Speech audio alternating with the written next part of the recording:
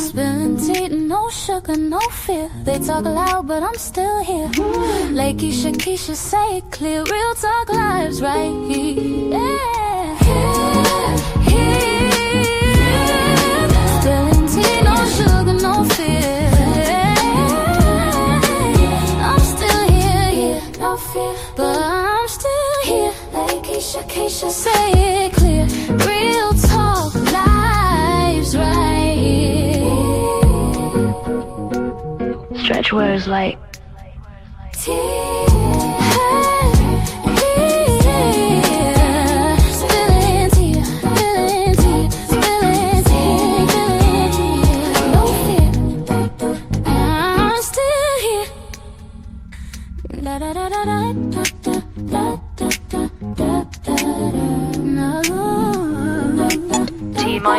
minutes. Spilling tea, no sugar, no fear. They talk loud, but I'm still here. Lakeysha Keysha, say it clear. Real talk lives right here. Yeah. Spilling tea, no sugar, no fear. I'm still here, no fear, but I'm still here. Lakeysha Keysha, say it clear. Real talk lives right here. Stretch words like T-3 minutes. Spilling tea, no sugar, no fear. They talk loud, but I'm still here. Lakeysha Keysha, say it clear. Real talk lives right here. Yeah. Spilling tea, no sugar, no fear. I'm still here, no fear, but I'm still here. Lakeysha Keysha, say it clear. Real talk lives right here. Stretch words like T-2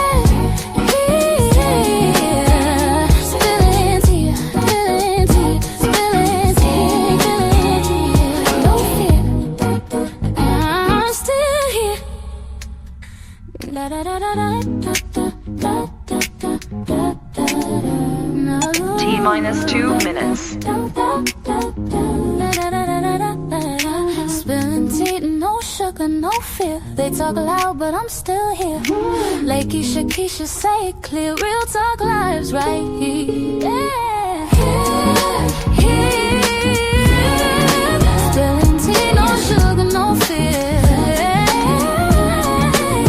I'm still here, no fear, but I'm still here. Lakeysha Keysha, say it clear.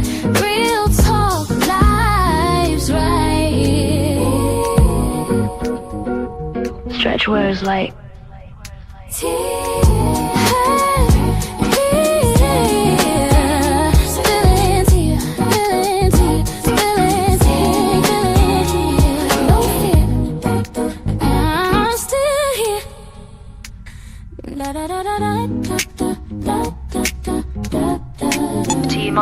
minute. Spilling tea, no sugar, no fear. They talk loud, but I'm still here. T-50 seconds. Lakeysha Keysha, say it clear. Real talk lives right here. Yeah. T-40 tea, no seconds. sugar, no fear. I'm still here, no fear, but I'm still here. T-30 say seconds. it clear. Real talk lives right here. Stretch words like T-20 seconds. Spilling tea, 10, 9, 8, 7, 6, 5, 4, 3, 2, 1, 0.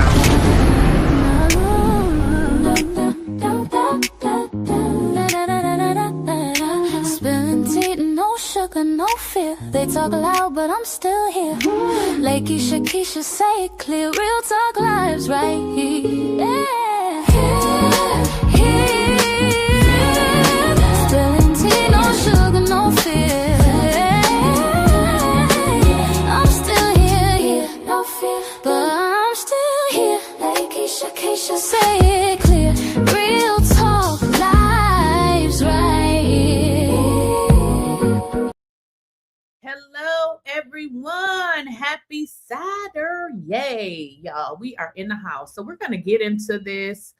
Let me send some shout outs to some people here in the chat. How's everybody doing? Thank you for being here. We got Sexy 5612 in the house. Maurice Harper in the house, in the chat. Spiritual Rising. Rashonda, what's up, Rashonda? Little Mama Gray. Ray Bolden in the chat. 𝐬𝐮𝐬𝐜, Parental Advisory Alert. Yolanda Patterson, Tyler, Cicely Sales ATL, Tyler 41 is in the chat.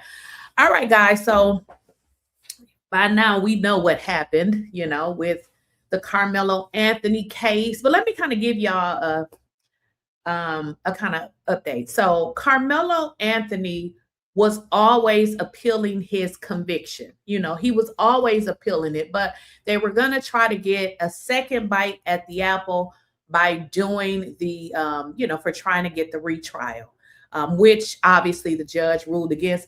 And I'm going to be honest, I was hopeful, but I know how those type of people work. They don't care if Karmelo was not treated fairly. Y'all probably know this already. They stick together. I was hopeful, but I was not surprised. So I was very much hopeful, but I was not surprised. What y'all got to understand is it's really not about, well, I shouldn't say that. It should be about Karmelo he wasn't treated fairly. They violated his civil rights.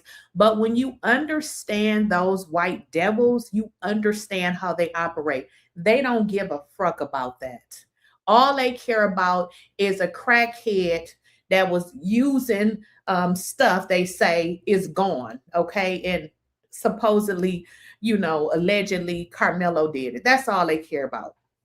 If y'all was paying attention to the news, they are bringing up what Karmelo did when he was 6 or 7 or some bullshit. Like, what? Why are we listening to what Karmelo did when he was 6 or 7 years old? I don't want to hear it. I don't care. And not only that, again, they always trying to make Black people seem like they are so worse than what they really are. I know you guys are familiar with these games these kids play, because I hear my son, he'd be like, oh shit, screaming all kinds of, like, are you all right? You good? They be screaming all kind of shit. Did y'all know that those messages that they were saying that Karmelo, that was all game. The game, how you want to die or all of that. That's, y'all, come on now. What are we talking about here? What are we talking about here? But to try to make him seem like a monster, this is why I don't like them, okay? I can never really like them or fully trust them. You know why?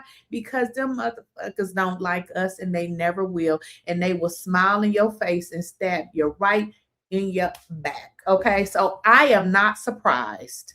I'm not surprised. I started to grow a little concerned when I was told that the district attorney had his white tea ass in the courtroom, and it seemed like, from what people were saying, is he was intimidating the judge. Just making little comments in an intimidating fashion. And also, I understand that the judge was new to the case and didn't, know that much about the case.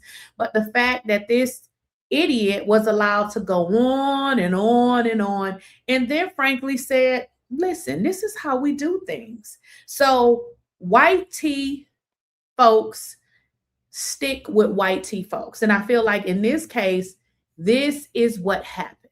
Okay. So it's not a situation, to me, as it relates to, okay, Karmelo didn't deserve an appeal, so that's why he didn't get one. If y'all think that this is about justice, this is very much about black and white, okay? They feel like they're better, okay? They have always felt like they're better, okay? And it just took me now to really be like, damn, these folks this is how these folks really are. Because in all honesty, Black people, we're really not that bad. Like, we don't really try to inflict pain on people. We don't go around trying to intentionally harm people. This is what they really do for real. This is what they do. And if you look back in history, this is what they have always did. We have just always been forgiving and all of that good prayer stuff. That's why somebody put some shit in my chat talking about praying. I'm not praying for none of them MFers. And I don't give a damn about his son, the first one or the second one. See, one thing y'all got to stop doing is stop forgiving and praying for folks and say F them folks, because that's exactly how I feel. Okay, we don't have to always feel sorry and pray. I don't feel sorry for no damn body, okay? None of those white tea folks felt sorry for Karmelo. In fact, you felt that it was necessary for him to get 35 years and your sons was a racist that was whooping your ass. Karmelo did you a favor. Okay, I'm just saying he did you a favor because your son probably would have took your ass up out of here.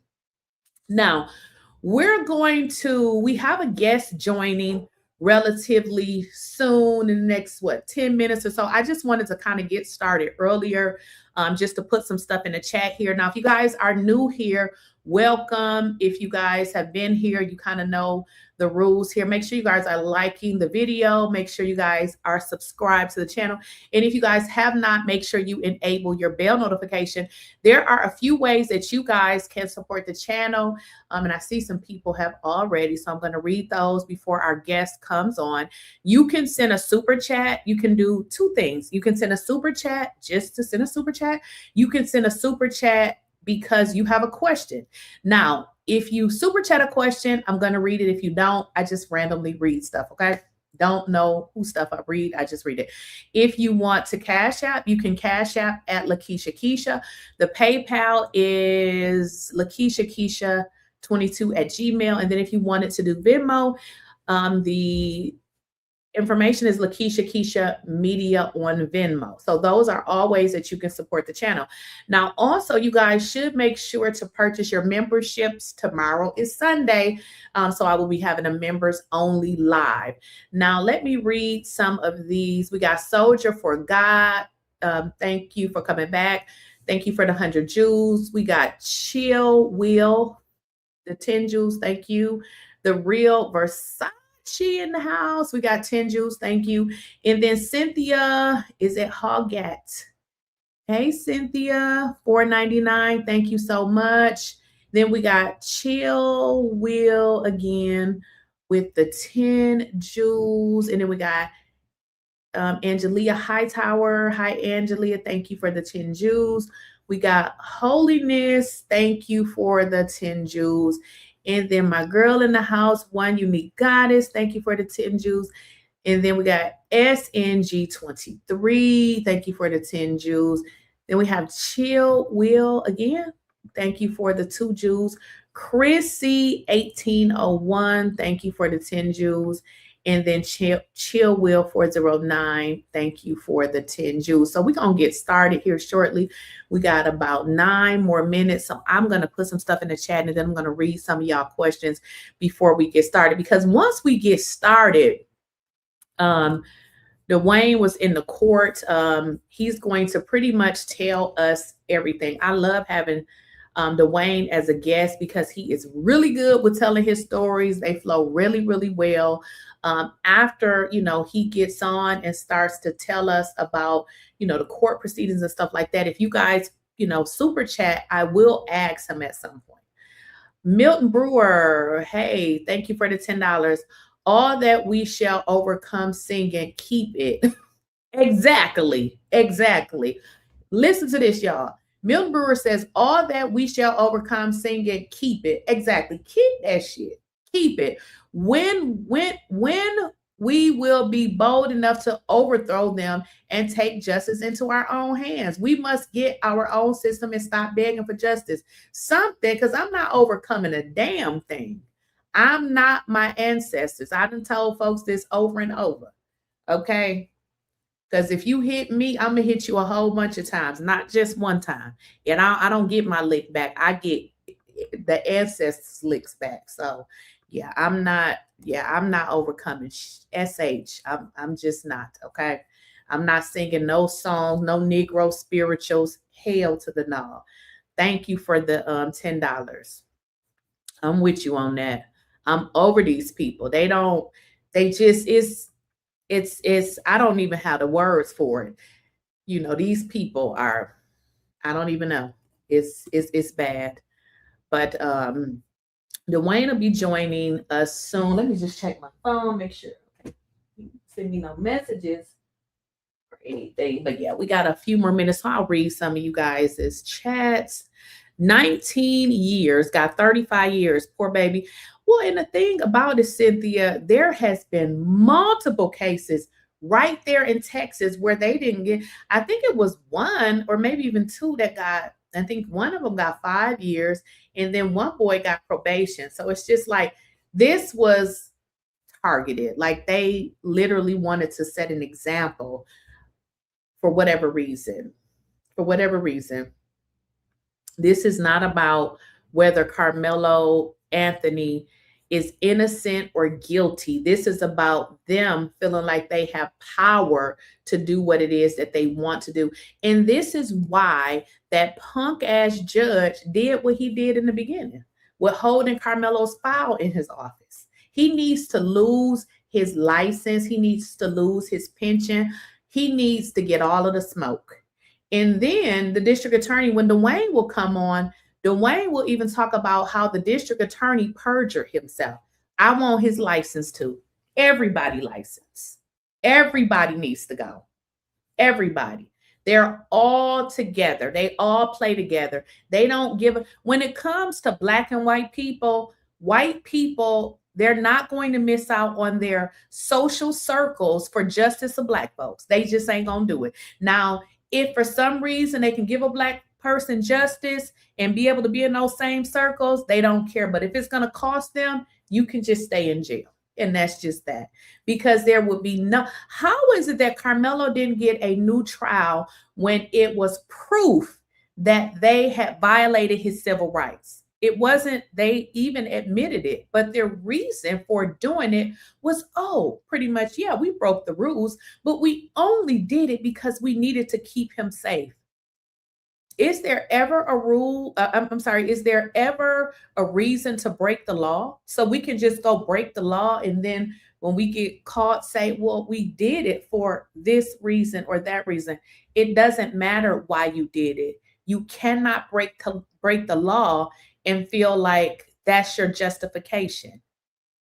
It's unbelievable. But again, I am not surprised. One unique goddess said, I believe they don't want to give Karmelo a fair trial because then they will make their peers upset as if it's in a message. Yes, exactly. So this entire situation with Karmelo, I feel like, first of all, let's just say this. I feel like that judge was a punk. Based on what I was hearing and what the district attorney was saying to him, it was given that he was intimidating him. Like I said, when Dwayne comes on, he can kind of speak to it. But from what my understanding is, there was a situation where this particular judge let somebody out. I can't remember the specifics of it, but that person ended up getting out and committing another crime, which, I mean, people do that all the time. It's really not the judge's responsibility if you decided to go and re-offend. But from what I was hearing, the district attorney was like, yeah, you remember that case you had? And he was trying to, remind the judge about a previous case that he had in which he had let somebody out and this guy or this girl, whoever it was, had re-offended. But I think the judge was a punk to me. I mean, because they said that the district attorney was also saying, oh, you guys are complaining about the security, and these are the same security that's keeping you safe right now. Why is the judge allowing this man to say this? I would see, that's why I couldn't be in these positions, because I'd be throwing because in jail. I'd have been like, you're in contempt. You'll be spending the night in jail tonight. Who do you think you are, ho? Like, who do these people think they are? Like, you have, like, you just, and this is why these white tea people act like they act, because they're never held accountable for their actions. Do you guys know who Judge Bonda is? I don't know if you guys ever heard of her, but she has a YouTube channel, and I was watching her the other day. I can't remember what state she is, but she's a Black judge, and she looks extremely young, but she's actually older. She actually had a case in her court where she had a police son in her court. I can't remember exactly what he did, but the police tried to intimidate her. After she corrected and checked him, he put his hand on his pum as if he was trying to intimidate her. So she told him she was going to throw him in jail. Do you know what he did? He put his pum out at the judge. Yes, so these people are out of control. We'll have to talk about that later. Dwayne is here, guys, so we're going to get started. Hey, Dwayne. Hey, how you doing today? I am good. How's it going? Oh, going pretty good, going pretty good. It's been a long week. It's going Yes. to be a longer couple of days of the weekend, but it's an exciting time, and we'll get into that. Go ahead. Okay. So I was just kind of explaining to them.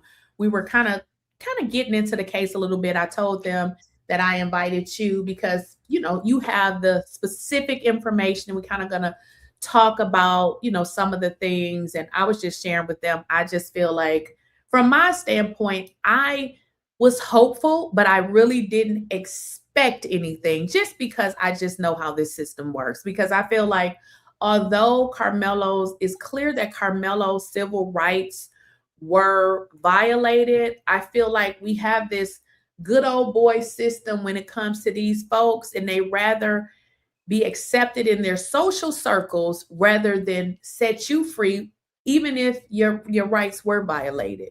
So start wherever you like to start. Like, I wasn't there. It's just, I just heard a bunch of stuff. I know I had texted you too. And that question was, when I was on someone else's, what was it, TikTok yesterday, I had overheard them saying that something, I think they said like a Zoom or something would go out in court, and that when it would go out, the bailiff would have to restart it or something, and that they would see Judge Roach in there. And I didn't understand what that was. So they were insinuating that Judge Roach could have been listening in, and that's why I sent you that email. And I'm like, Dwayne, did you see this? Was Judge Roach listening in on the hearing? Um, to my understanding, I think I was trying to explain it out there to a few people too, because it really was an uproar. Uh, the way the systems work in the court, each court is assigned pretty much you want to say a live stream Zoom type moment and set up to where you see the judge's bench, you see the witness stand, you see the both sides of the gallery where the defense and the prosecution would sit, and usually with the assigned judge of that court, that's the name you're going to see under there.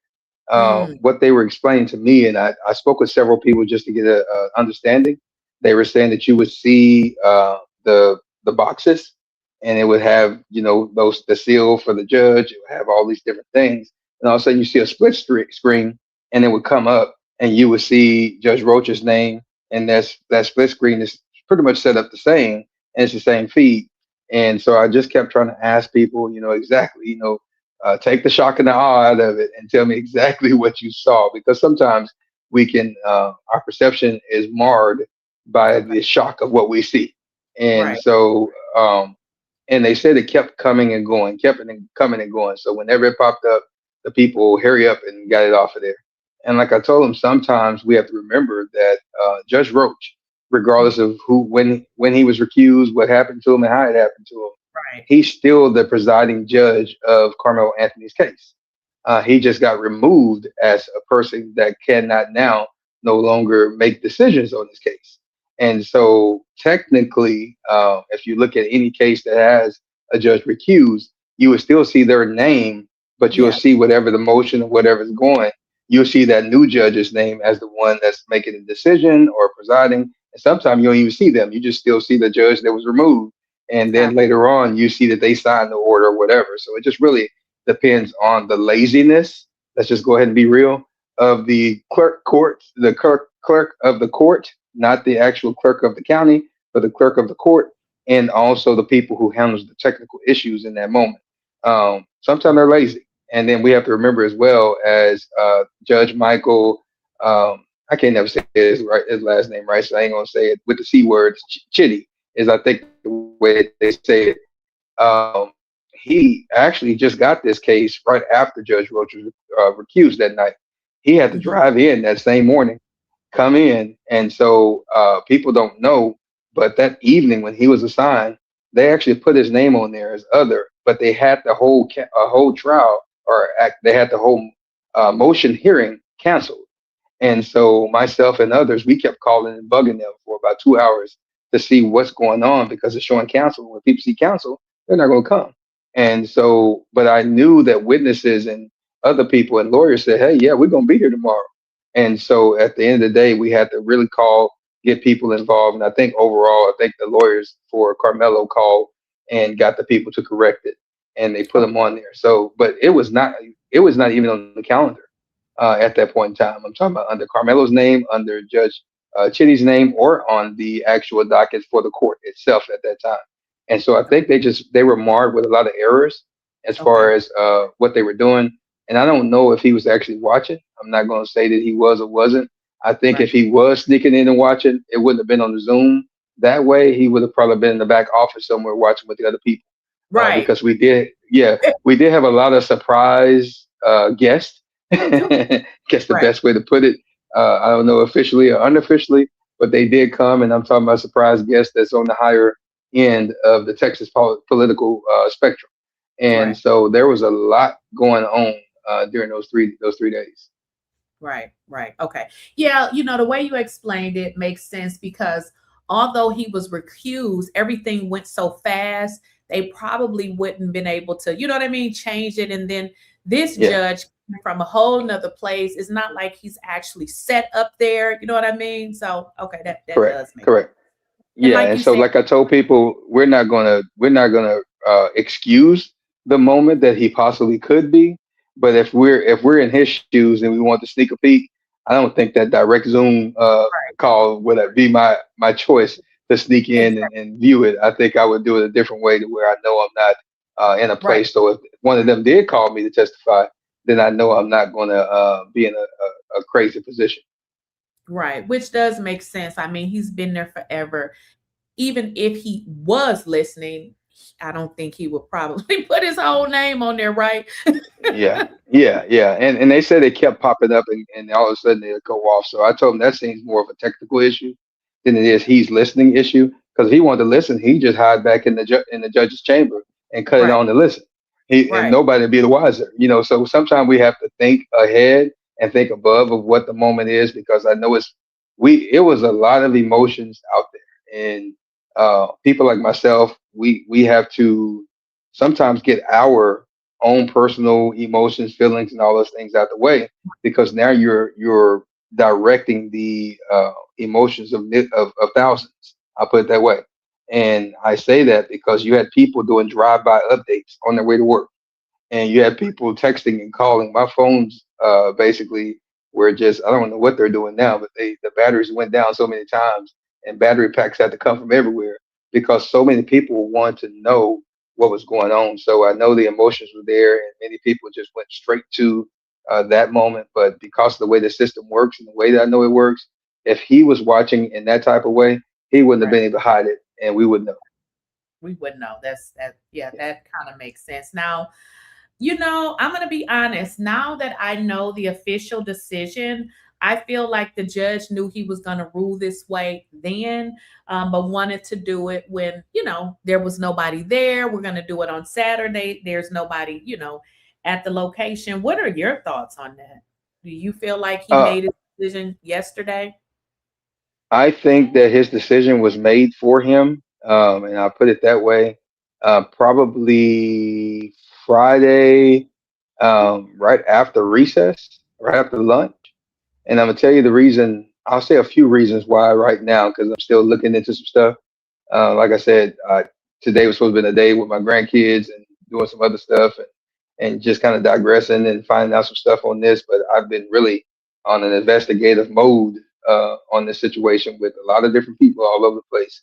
Um, if people really been paying attention to the docket, at first we had what they would call a clean docket on this motion to recuse, and also the motion to get a new trial. So that means that it was only the parties, the interest parties only, and all of a sudden we had some individuals that felt that they needed to insert themselves and become relevant to this moment, as they did also during the original trial and case. They decided to file briefs and file motions and file third party affidavits and call. Yes, I said call the court, call the judge, call all kind of people, and actually record themselves doing it. And so the judge, and people have to remember, when you're trying to fight your case, your biggest threat is other things. Your biggest threat is other people and other things. And so Right. your lawyers, that's why lawyers don't like you to have certain people around, because if those people do the wrong thing and that judge gets that, then guess what? It becomes part of the case. And when it becomes part of the case, and if somebody says one word wrong, it can take away your whole paragraph that was about to get you the action that you needed. And I'm just going to be honest with you. From what I saw and heard, and the way that the judge looked like he was leaning coming out of Thursday going into Friday to granting this motion. Mhm. Um, in that moment, like I said, he received some phone calls and Right. they received some other stuff, and some other people in other parties did some things. And I think when the judge got everything from everybody, a lot of the things, because you got to remember, they began to lean heavily on the Waller versus Georgia, And and less on the ineffective assistance of counsel, because you had those people actually testifying that they were ineffective, and so right, you didn't really have to make that argument. And if you right. notice, when the prosecution came back after lunch on Friday, the first thing they did was come up himself. So Bill Worski came up himself, and his whole dissertation of all of that dialogue was basically to rebut the Waller. That's Mhm. what it was about. And Mhm. because that was the strongest part, Right, and right, that buffers up all of the other points. And so right. he just began to attack that moment. I'm going to tell you why. Because the individuals that decided to insert themselves really gave the judge an out when it came to Waller, because of what they were arguing and what they were saying. And they inserted themselves into this case in a way, like someone asked me, do I think that Tiffany Billions and people like that will be involved or relevant in Carmelo's criminal case, or if they will they be relevant in his civil case? And I told them then, not so much in the criminal case as that moment, but when it comes civilly and externally, they're going to be very relevant because of the way they inserted themselves. And that was just a week and a half, 2 weeks ago, we had that conversation. And now we're here to where this judge just made a decision. And I guarantee you, if you sit him down and talk to him off the record, he's going to tell you that the outside influencers had the most impact on my decision on Saturday. And I'm going to say it again. They had the most impact on his decision on Saturday, because they helped him cancel out the strong arguments and rebuttals that Russell Wilson and his team so eloquently and passionately and correctly argued. What they argued should have got Carmelo a new trial, and we would have seen how the system works on a long shot. Because in this kind of moment, there is a point zero, probably 8% chance for you to get a new trial in this fashion once the judge has been recused and all that. Usually you'll get it more when the judge is actually on the bench because the judge is looking at his own errors and they're more amped to control and fix their own errors. When you go into this moment to where you're removing the judge because they made so much egregious issues and problems, and now you get to the case in chief, you have to be able to argue your points cleanly without nobody else being asserted or nobody else rebutting or causing problems from what you're putting forward. Because guess what? The judge is not studying no case law. The judge is studying the case law you give him. And so if the defense is given and the prosecution has given, and if that's all that he's looking at, Karmelo right now would be working on his bond. But since you had other parties that had their own bellies that they wanted to fill in their own self-interest, and they inserted themselves with motions and calling and filings and all that stuff. Now you introduce laws and legal arguments into the case that is really not a part of Carmelo's case, but you just heard his case. Because as they said, and I just got through reading a couple of those moments and those motions that they filed and letters they sent, that they said they did not give it over to the defense. So if you're filing and you're a third party entity and you know who the defense is, why didn't you go to them first and share with them what you want to do so you won't harm the case? Because you're not interested in that. You're interested in your own coffers and your own problems. And I'm telling you now, just as I told people with the whole moment when he was going through the trial before, a lot of the people that claim to be on his side hurt him the most. And right now, we just seen that live in front of our face just happen on today because those very individuals heard his case. And it's so sad because I was getting called from people that I shouldn't get a call from, telling me, hey, Dwayne, we seen you guys, what you were doing. Just know that these individuals hurt this case. And so that's where we are. And so we have to know that we as a people, and when I say we as a people, I'm talking about the folk that look like us and the brown folks and the folks that are not looking like the other folks. We have to know we cannot stand up all the time and be our worst enemy. We just can't do it. Sometimes take a chill pill. Sometimes sit back. And if Well, you're not helping, sit down somewhere. so this is what I have to say, because I understand what you're saying, but what about that trash bag, Sarah? She was just as much, she was about 10 folks, all on herself, doing a whole bunch of stuff. So I don't understand why she wasn't called out. So I have a problem with that because you want to call out the black people, but you're not calling out this white trash that's on this here internet lying and causing mayhem with anybody that's black. So I can't, Yeah. I have a problem with that because she was not only causing problems, she was causing problems with people at the courthouse harassing them. They didn't She say her. was, and she was. They didn't say her name, but they did call out what she was doing, and but they ain't gonna call it their friend. And And to be honest with you, the things that she did was not gonna affect anything internally in the court at all. It affected people outside in the family. That's what it affected. And so the thing is that again, we can't we can't expect for that individual to call out themselves. I guess that's the best way to put it. So if we're friends and family and we all roll together and ride together, I can't expect for those in the same car with that individual to call that person out. It just ain't gonna happen. And so we have to begin to get to that point to where we know what they're gonna do. I knew exactly what they were gonna do, but this was the cleanest pathway for us to see this system work as long as we all, and when I say we all, I'm talking about us, because we can't control Sarah. She was supposed to be on vacation in Peru and then somewhere else and then in Italy and some other place. But then somebody told me they seen her the other day at 7 o'clock come to pick up one of her friends. So it's at the court after she thought everybody left. So the thing is that we have all these things, but we expect for them to do what they do. What I did not expect is for the people that I know, and these people I know, from all this advocating for this year and some change. I didn't expect them to be a direct. Now they already did enough in the regular trial. We understand that. We know that everybody didn't hurt it. But when it came to this, we thought that people would have a better mindset to stay out the way, leave stuff alone. Let's see Karmelo not get harmed by us first.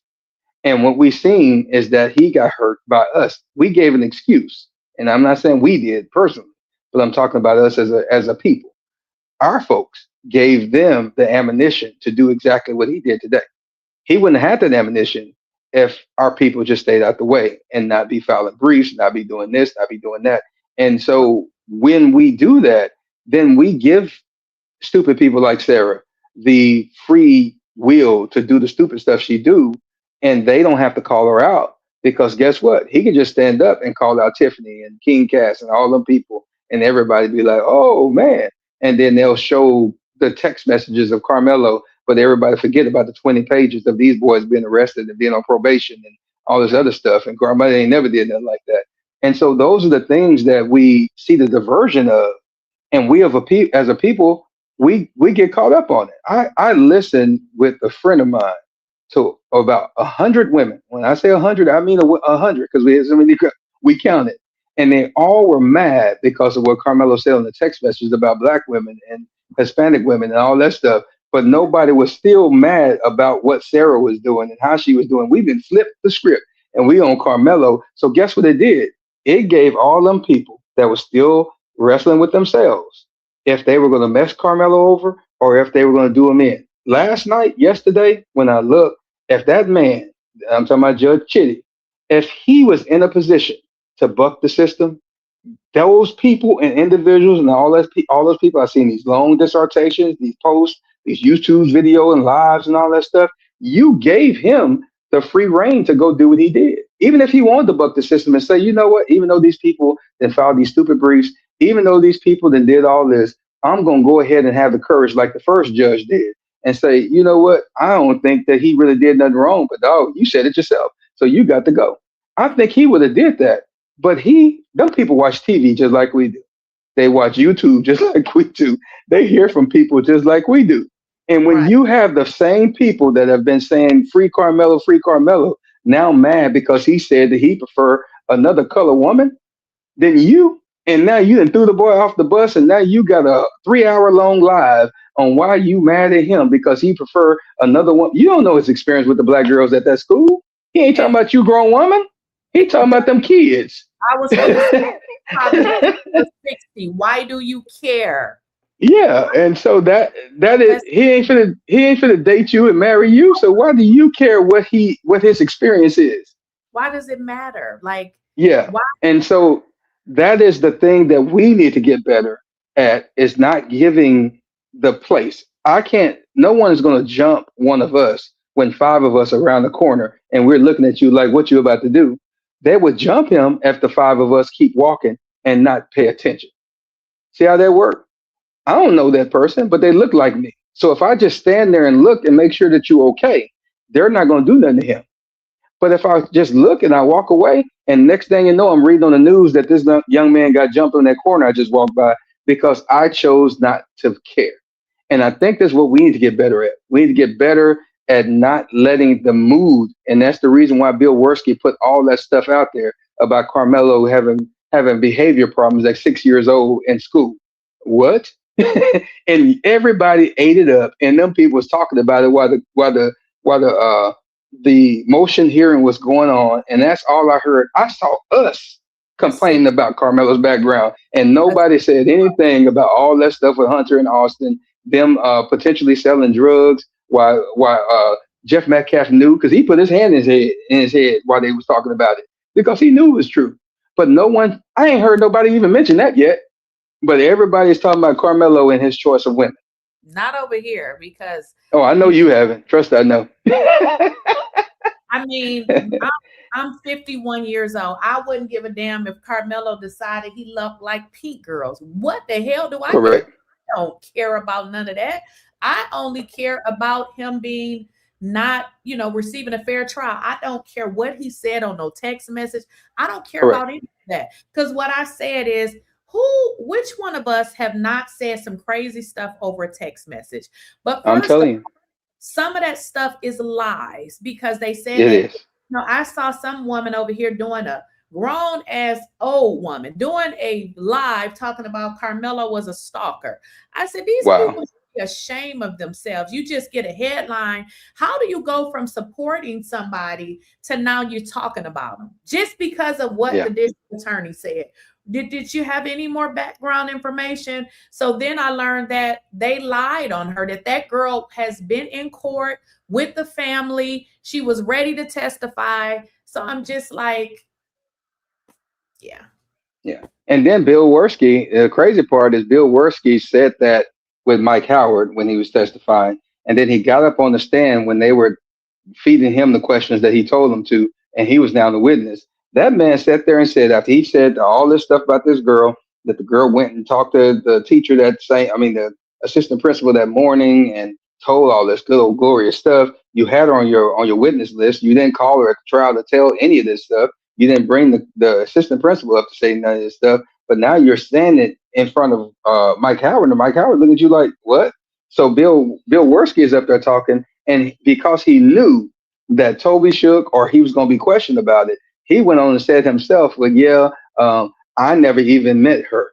I never talked to her because she wouldn't talk to us. So if you never talked to her, how in the world do you know what her position is on any of that stuff you're talking about? And so Right. this is the moment that we, all those people that spent all that time talking about that stuff, never gave account that that woman was sitting there behind the family the first day, and on the other day she was sitting right there next to Mr. Anthony. So they never took into account that of that moment that she's there. While these people are telling lies, she's looking them right in their face, like, "Really? Are you serious?"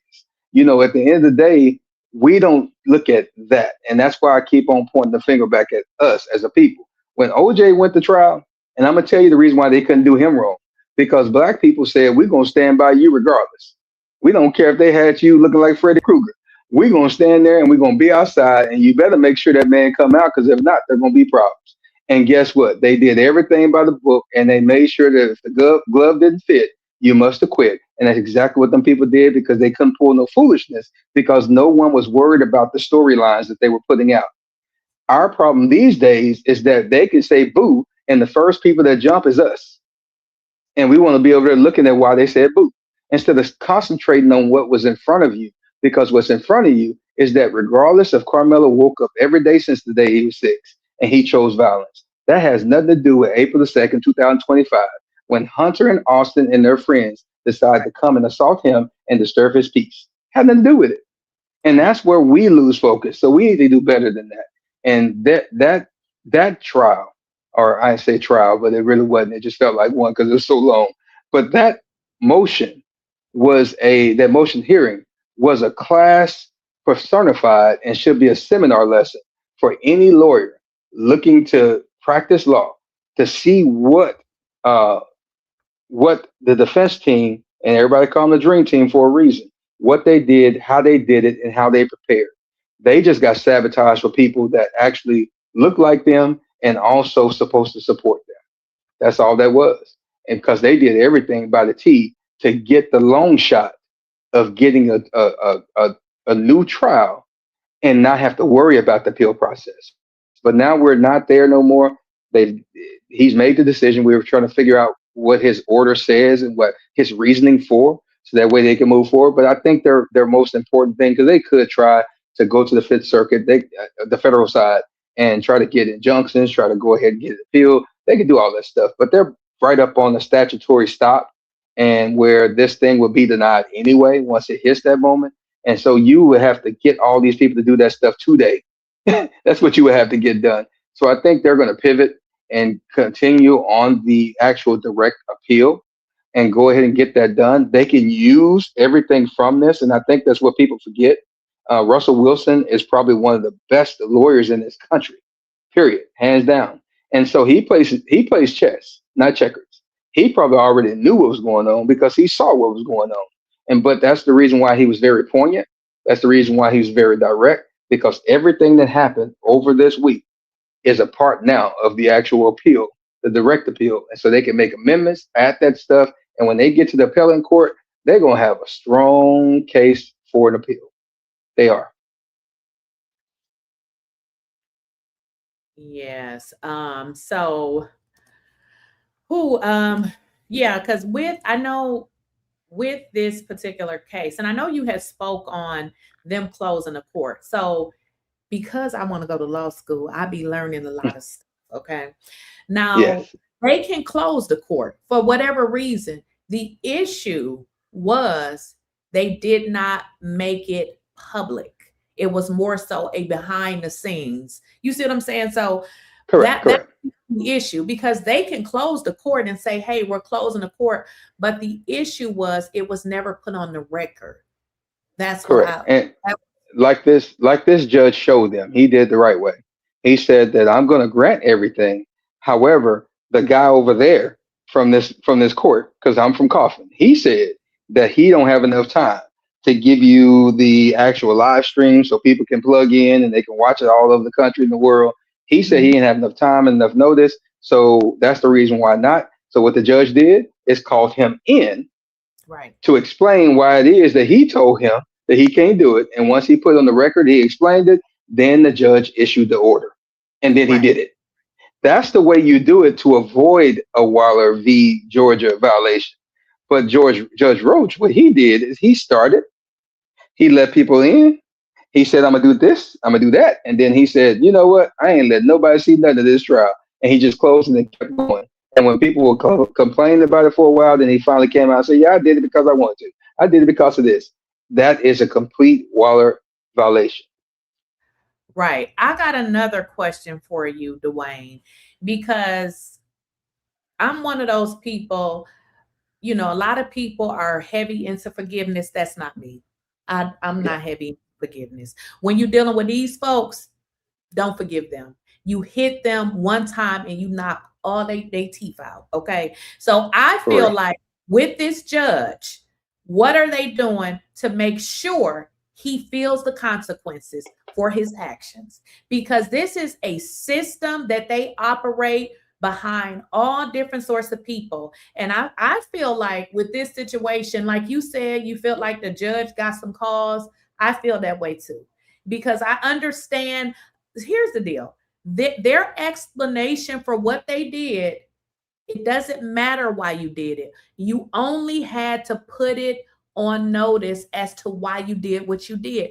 That was a simple process. That's all they needed to do. correct, Could have still closed it. The fact of the matter is they did not do it appropriately, which made it seem like they did exactly what they were trying to do, go behind the scenes, throw him in prison. Everything that they tried to do, it worked. So my question now, I feel like now people's license needs to people need to start coming for their license at this point. That's just my thoughts.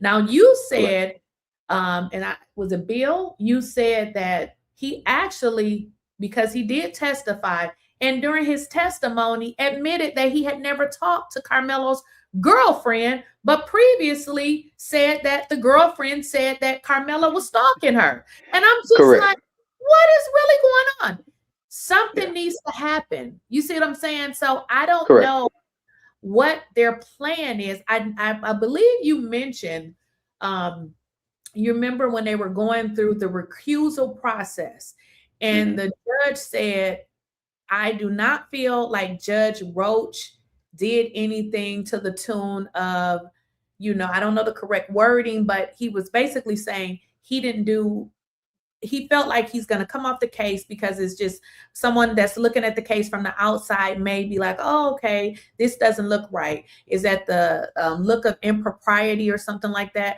So he's going to move him off the case, but did not want to speak to any type of violations, because from my understanding, the way that they had it written was that there were clear, is it canon or some kind of violations or something? Yes, yes, Cannon.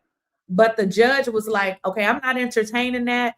Please don't put that in the order. If you put that in the order, I will not sign that. So my question is, these people need to be stopped, and you have to give it to them all. You can't forgive them. You got to everything you got, because that is how they play. They don't give a Correct. damn about Karmelo. They don't care if he didn't have a fair trial. They feel like he unalived a white person. So they don't care about anything. And, Correct. Correct. even if Karmelo said he did it, that is not what we're talking about. Yeah. It don't matter what crime you commit. We're in the United States. You are supposed to have a fair trial. And he didn't have that. Correct. It's not about if he did it or if he didn't do it. He never had a fair trial. So do you know what are they going to do about this? Because I feel like Bill will always play a part or try to play a part in this.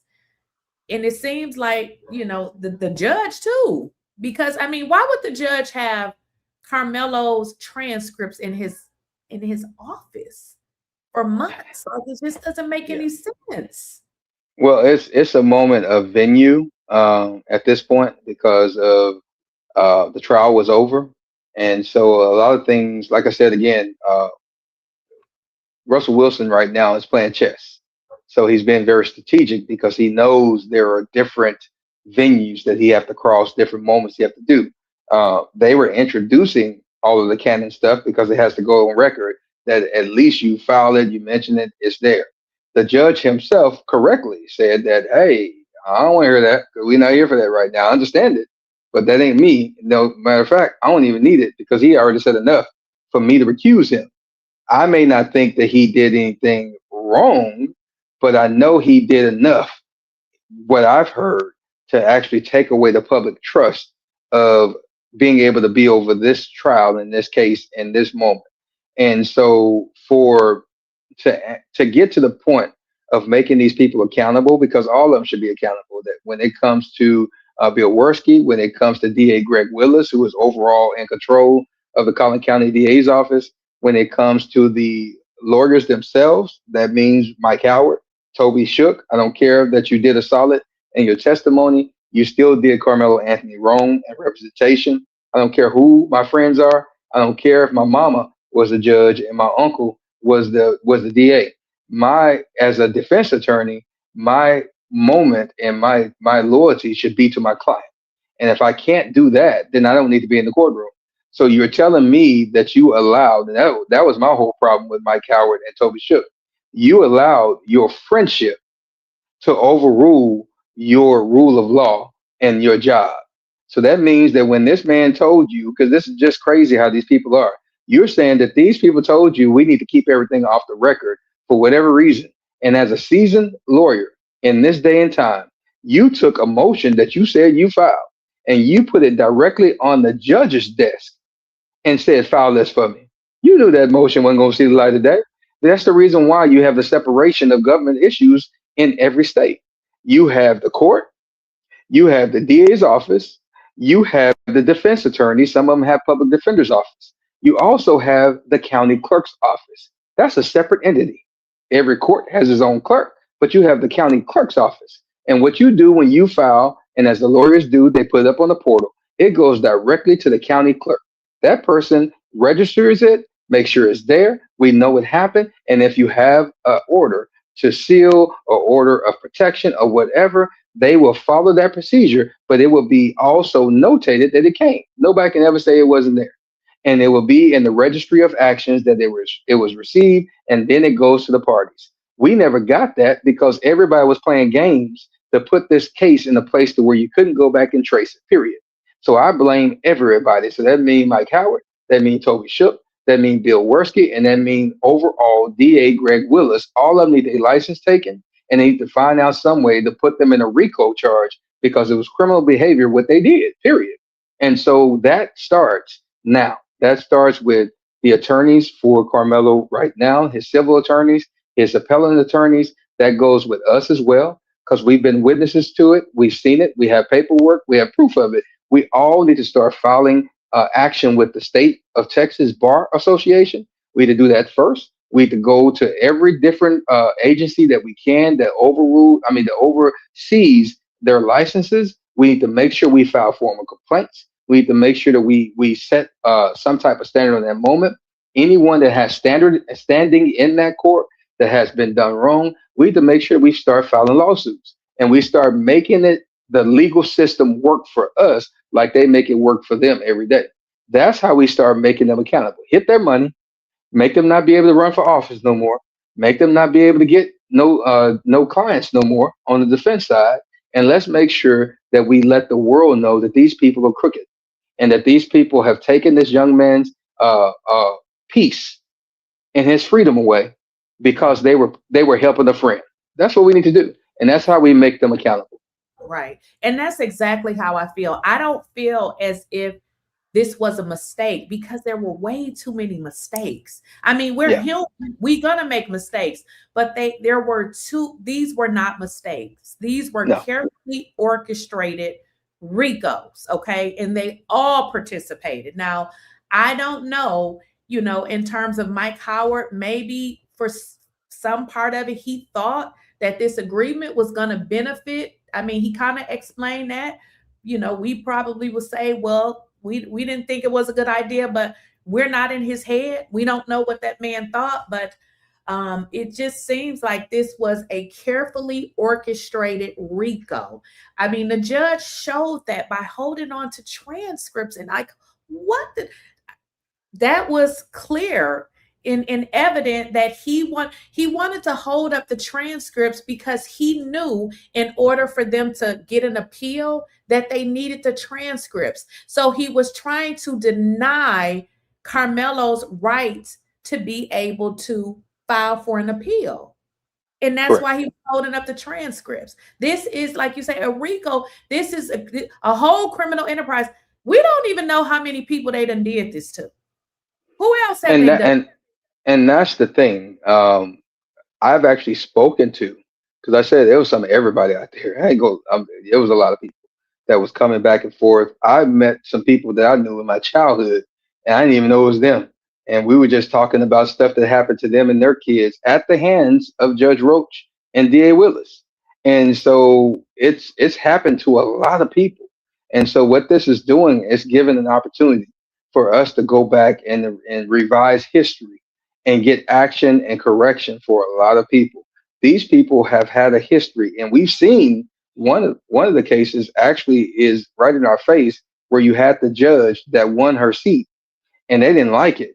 And they trumped up some charges on her, had Yeah. that woman arrested. She lost her seat. Years Yeah. later, she had to sue them and she finally got vindicated. But guess what? That doesn't give you back that time. It doesn't give you Right. back that seat. And they were just like, oh, we'll give you some money, let you go on and go. They don't Su- care. Yeah. Suzanne And Wooten's name. there you go, Suzanne Wooten. And so we have to remember they play that way. Their hands can get caught red-handed. They don't care. They'll just say, "Oh, okay," and keep stepping. And we have to not forget our special moment of a Attorney General Ken Paxton. He's been also helpful in this moment. Oh, He's been really? very helpful. And yeah, Okay. he's been very helpful in this moment. So it doesn't stop just at these people over in Collin County in that Collin County courthouse. We have some representatives that have family members that's allegedly involved in this situation that stomped the ground when this first happened and talking about what Karmelo should do and making sure that they use their weight to do whatever. And guess what? Those same people are making sure Sarah Fields and all them people got their pocketbook filled. They taking pictures together, going to Mar-a-Lago together and all that stuff. But these were the same people in the beginning. That son is actually on the track team, and he was supposed to be there that day. But all of a sudden, we can't find no information about the little dude. We can't find whatever was going on that dude. Verify if he was there or not that day. We know they friends. We know all that because you told us that. Mama Fallon and Daddy Fallon. Yeah, we know that. So at the end of the day, all those people are involved, but yet everybody is okay with it because they just covered up.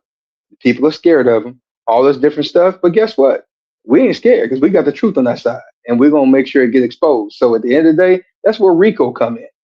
Rico, because all of them had a hand in playing the roles that they need. Ken Paxton had the hand in it by making sure we couldn't get the autopsy report and the toxicology report, get the videos, get the things that we need. Because as soon as the Frisco ISD and the ME's department and all those people cried to him, guess what he did? He went ahead and blocked stuff and made that moment. And even to this day, we're still fighting to get it because they're still relying on his order from last year. So they all have a rule in it. He should have been and made them give the stuff over once the case is over with, but he don't have no interest. And the little birdie told me that he might have been around said area during that moment. Other dignitaries were around this moment during this situation. And so at the end of the day, it's a lot of parties that's involved because Carmelo Anthony's situation became political. It went past just a moment of kids. They don't care nothing about no Austin Metcalf. It became political for them to win seats, for them to make money and do the things they have to do and make sure they protect that corridor that's coming through Dallas all the way up to Oklahoma, because it is a multi-trillion-dollar corridor, and they want to protect that. And so Karmelo is a moment to where they can scare enough people not to report bullying. They can scare enough people not to report all these people with these bad intent toward people of color. They can do all that things. You can see what happened. We just got 20 pages of information of the Metcalf boys being racist and everything else, and no one has ever haven't even talked about it really. They've been talking about Karmelo and his girlfriend choices, Right. and so And that is the problem. I got a question for you because I just want to make sure I understand. So Hmm. I know that they mentioned two people and they said that they were causing problems. Now, Correct. I'm kind of confused because I wasn't there, obviously, but they're putting in in the chat that and see, I don't know this because anybody could call into a court and say so. I don't know, but they're saying that King Cass called the judge. I don't know Correct. if He it's did. true, and said while they were deliberating and said that I guess that the district attorney was using his name. Correct, he Is did, and he filmed it like a dummy. So yes, that is a fact. Yes, he did. Not only that, King Cass was doing all kind of things during this case, during this time of inserting himself to uh, the uh, the case. He was inserting himself into the case. I'll just put it that way, and he was showing them that basically his briefs that he filed, because he filed briefs, he did all kind of things in there, inserting himself into these motions. I ain't talking about the trial and these said motions this week. And then he got mad because Bill Worski actually mentioned it and said it in the court. He mentioned him by name. He mentioned Tiffany Lynn McAdoo Billions by name, and he had said that they were part of the causes of the issues and the threats and this and that. And so he called them out repeatedly for since Wednesday. He been calling their name every day. And so King Cass, he sent a cease and desist letter. He called, he filed, he did all kind of stuff, and he called the court. I don't understand why you would call the judge. That's why I'm just like, what? Yeah, Like, what? he he called You the court. a judge? Just Yes, he like, did. I'm so confused right now. Yeah, he called the court. He called the court, and he felt that he was going to get some play by calling the judge, and the judge quickly hung up on him, which he should. But it was just a moment to where, as a person who is a seasoned lawyer himself, a person who is a seasoned journalist himself, he should know better. He should know better, I'm and confused. he did not do better. But like I said, those are the things that people have had to endure, and what Carmelo had to endure through this whole moment because of people who brain cells are not operating that well like this. And if you want to, I have the video. Right. I remember, and I want to bring this up because you told me this a long time ago. I don't remember. You said Yeah, that Tiffany was causing problems with this case. correct, You said that. correct. And we found that out because it was like I said, I went up on a live early in this situation last year and saw her up there spitboxing and cussing with people, and I went up just to rescue a sister from that moment and talk about some other things. And after that, she was following me along, all that stuff.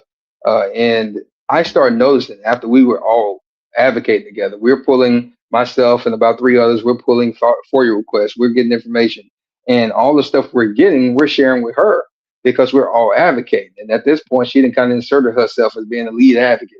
And so everybody's kind of, sharing so we can get the information out. Don't matter who leads, let's just get it out there. And but it also became apparent that okay, we're doing all this. What are you doing? And so it was like, and now you're telling some of these other people that it's your work, but these other folks done it, and it's like, what are you doing? And so then we started figuring out that not only is the work that we're finding and we're doing, and the information we're getting, we also see over here that it's kind of looking strange about the way you're moving because the way you're moving is counterproductive to what the lawyers are doing. Even though I didn't trust Mike Howard, I wanted Mike Howard fired. I would Right. never do anything in the court to harm Karmelo in his case. And Right. so, but she was doing that. And then she started doing other things where we were saying that, hey, we need to uh, get Mike Howard off the case. She was telling people, no, he needs to stay because we need to make it to trial. And we're like, he can't go to trial. He goes to trial, they give him 30 years. And no, he needs to be vindicated. And it was those type of things. Not only that, but it was other things. People were trying to give Andrew Anthony a job to work at home doing the same thing. Those people reaching out to her because, again, she inserted herself as the main advocate, told people she had direct contact and talked to them every day. So they were coming to her like, hey, just have him call. I already worked out my company. They're going to hire him. He's going to be making the same money. That woman blocked that woman and then tell nobody that she didn't get it over or not. And that lady reached out to everybody and was like, hey, what happened? She blocked me. I can't, he never called because she never gave it to Drew Anthony. She never gave the information to Andrew Anthony so he can make six figures working from home and protect his family during this situation. She never gave it. But she was telling us that he was fine, that everything was good. But then at the same time, he needed money. He needed this. He needed that. And so it became a moment to where it was questionable. So now you're looking at, okay, you're doing these things, you're harming the family. Now let me start investigating. Let me start figuring this out. And by the way, I'm going to also make sure I keep track of you because I see now some criminal stuff happening. And I'm going to make sure you go to jail for messing with these people. And so it's kind of that moment. So people ask why they didn't know about it. It ain't that you didn't know about it, you just weren't listening. Because I know I was speaking about it, and other people were, but people just wasn't listening.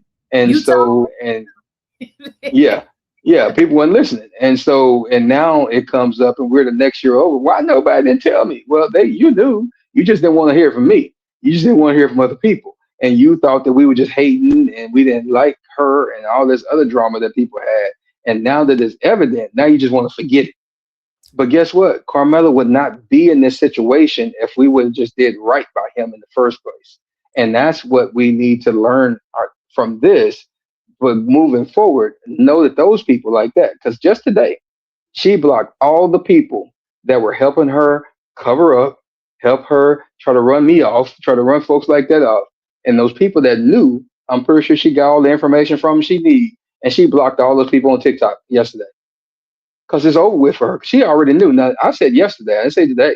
She already knew that he was going to be denied because she knew because she worked with them folk. She okay. worked with the other side.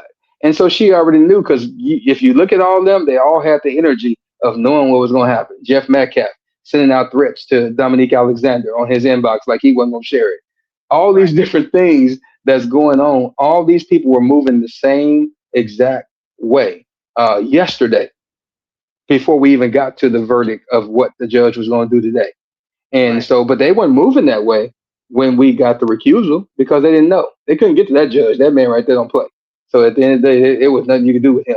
With this judge right here, his whole mindset changed when he got that call from King Cass. It just changed him. He was over and done at I'm that just, point. I'm so confused right now. Like I am starting to realize that people on the internet is straight up weird because Correct. so this, let me just make sure you understand. My understanding when he was saying that he was filing motions, I thought he was filing stuff to get the video, to get Hmm. different things from the school. So now I'm just like not understanding, like, then what the heck were you filing? I thought he was filing something to help get information out to the public. I'm confused. I don't know if you can see that, but this is a cease and desist that was filed by him. That's on the 21st. That was sent to the court, sent to all of them. And if you see, that says Bill Worski. That's how I got it saved. But that's what it is. It's to Bill Worski, and this is the cease and desist. So at the end of the day, this is the stuff that he was filing, and if you look on the registry of action, you'll see the third party filings. You'll see them where he filed, and I'm saying it only because he said it publicly.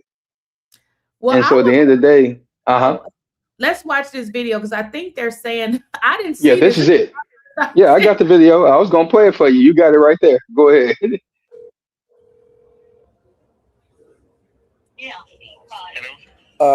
Great afternoon or morning. If this is Judge Chitty, this is Attorney Christopher King calling on a recorded line. This will be the shortest phone call in existence because Attorney 𝐟𝐸𝐺𝐿 is not present with us. And I do not want to do ex parte, but I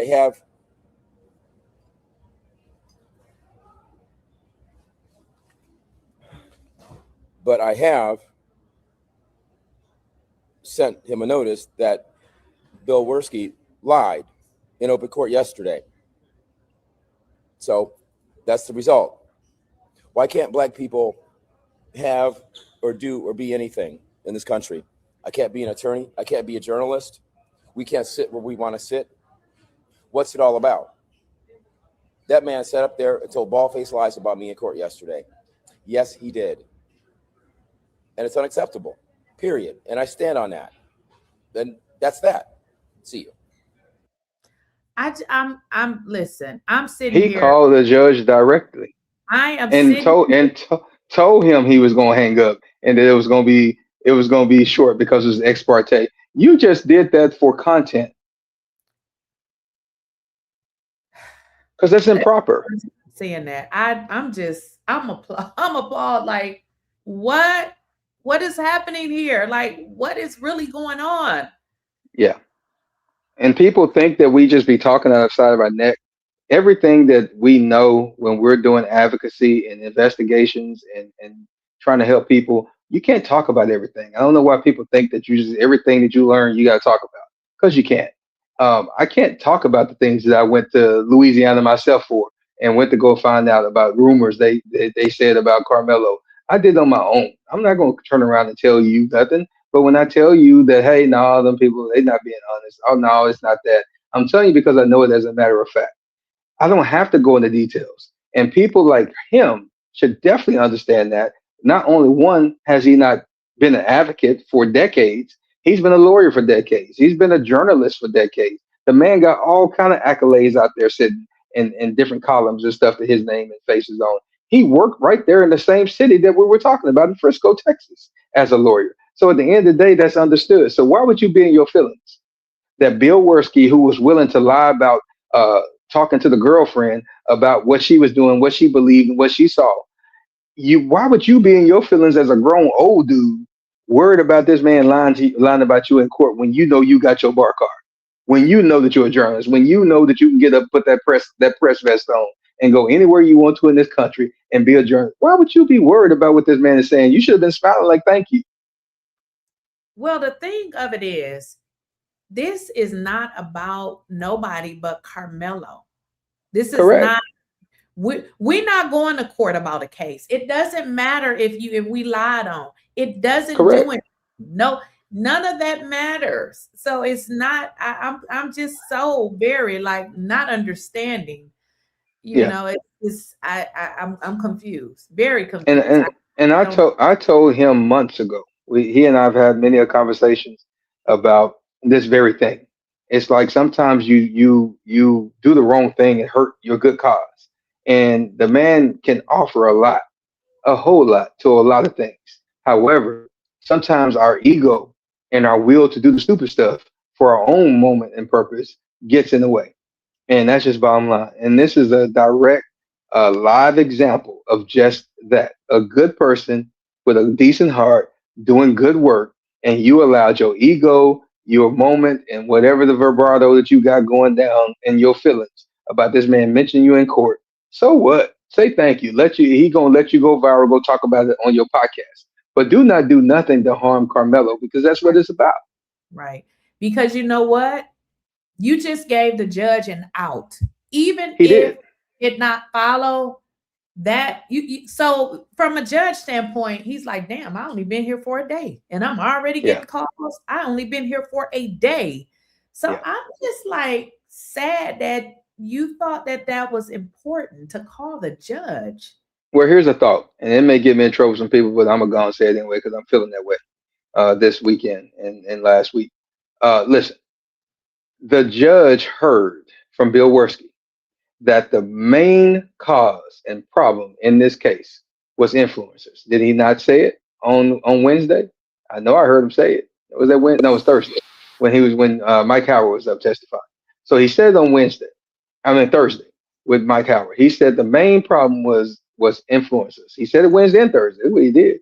And so he kept harping on it. Everything was about the influences. The influences. They were doing this. It's no problem with this, this, and the other. The security problems came from the influences on Karmelo Anthony's side. He was just kept saying it, just kept saying it. And so now we get to Friday. And he said it again, and he kept saying it. And when Toby Shook was up, he was like, it's this, it's that. And after Toby Shook told him that no, yeah, I know you're my friend, and yeah, I know you could trust me, but my client don't trust you. When we got through all that stuff, he still was sneaking in influencers. And then all of a sudden, the judge has heard this for 2 days straight, that the influencers are the ones that's causing all of the harm, the pain, doing the doxing, doing the threatening, doing all this stuff. He's heard this from the prosecution. And then all of a sudden, he gets a direct call from the actual dude that's been talked about for 3 days. Not one, not two, but 3 days. You've been mentioned in that court. And all of a sudden, you call the judge directly. Don't you know that's a threat? Because you've been mentioned in the court. So it's one of two things. You either just throw it off and your brain cells don't work, or two, you did it on purpose. Yeah, I'll let him sit with that. Yeah, I have no words. I mean, listen, I'm a hothead at times, but I would never call. What the hell am I calling? What am I calling the judge for? The judge cannot even talk to you. The judge can't even talk to you. So what you think they're gonna do? They're gonna hang up. They can't have a conversation with you. So I don't know. I really don't. Well, we know that he'll be getting a complaint wherever, if he did it out there in Seattle, Washington, wherever his bar card is from now that he just got back, he gonna be getting some complaints on that bar card. I feel for him because they finna go in on your behind. You just got the thing back and you doing stuff like this.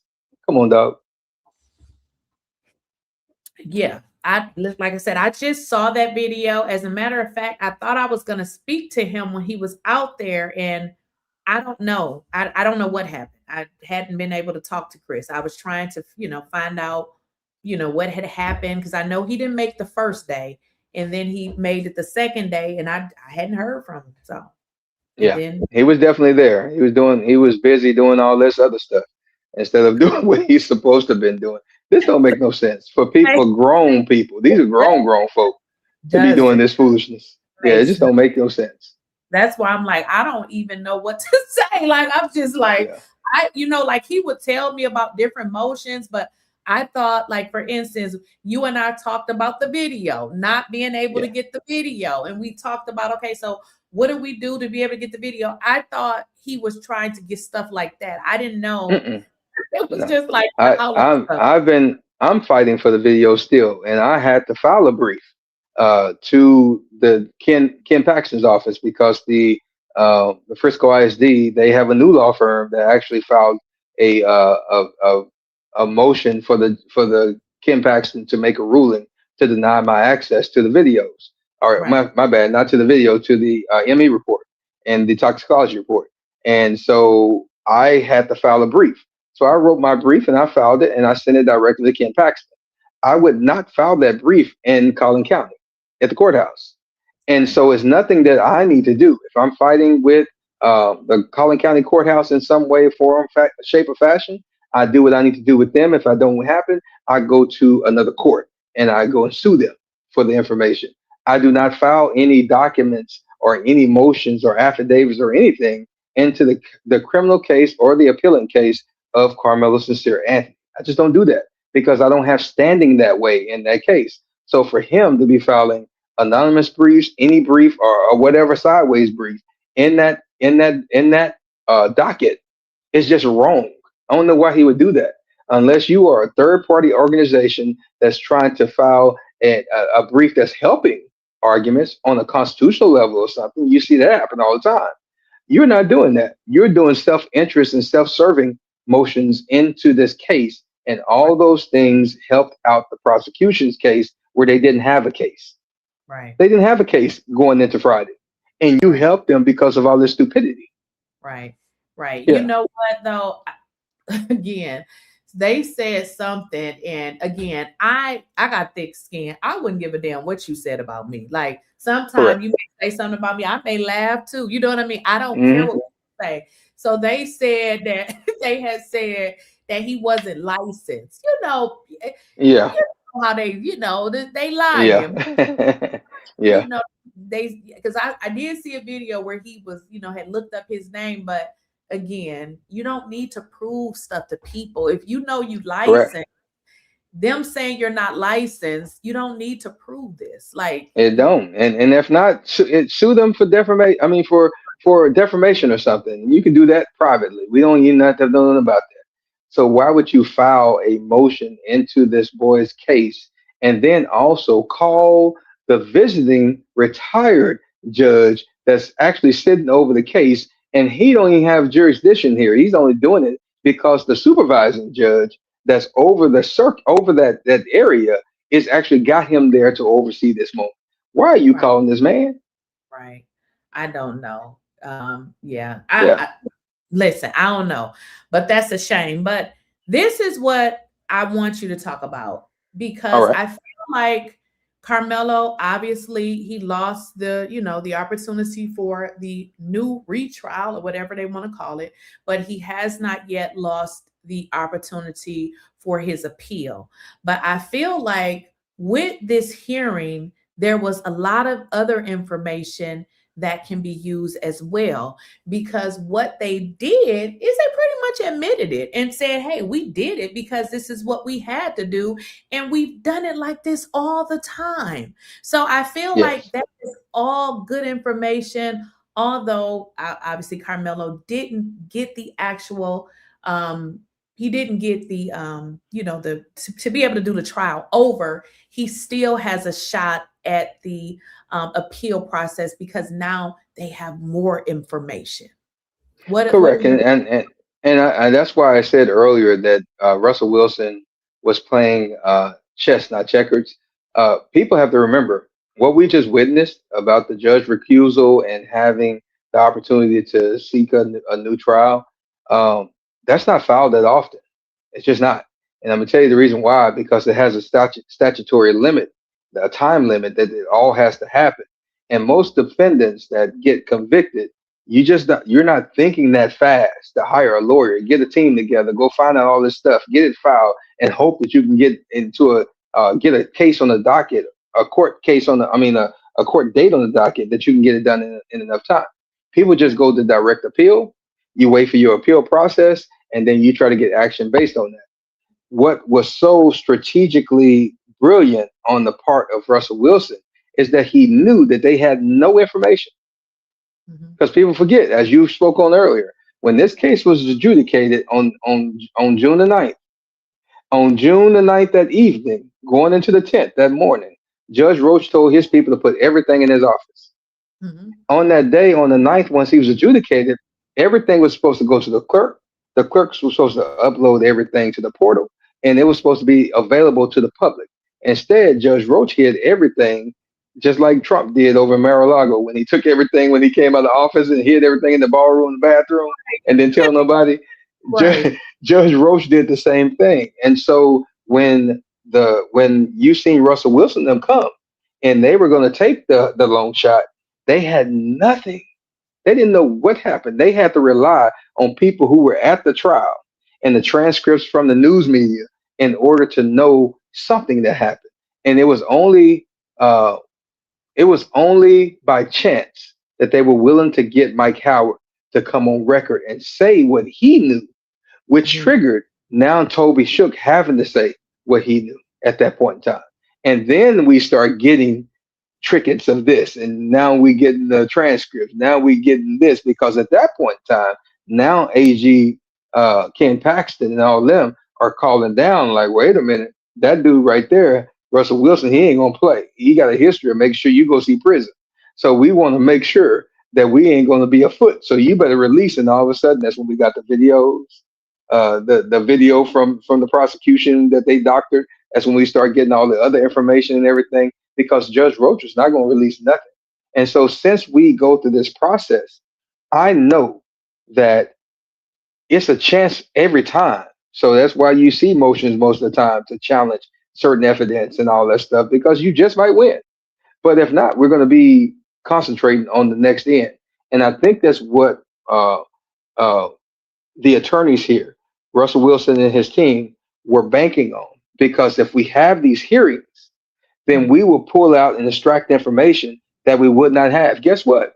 We finally look. I've been waiting on the Twins records since I filed for it last year. A lot of people have. Now we've got some information from the streets, but we've been waiting on the documents. The documents were there. We knew they had them, and so at the end of the day, now we all have them. We've been telling people for a year and some change they had. I know I said they had like 18, 19, 20 pages of issues and all that stuff. I've said it many a times in this past year and some change, because we knew what we were looking at. We just didn't have the paperwork. Now we have it. It's record now. And they had to bring it out, the stuff they was hiding. So guess what? Like you said earlier, every piece of item, line item, word, and evidence is now in the system. And I'm gonna tell you what that retired judge did. That's why I know that his hands was tied.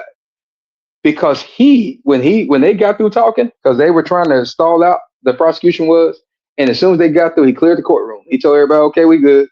And he told those attorneys, I need everything that you presented. I need it all turned in right now. That's what the judge told them in open court as them people were leaving. So what the judge was thinking is that I don't know how this is going to go, but I think I see the way that young fellow over there is moving.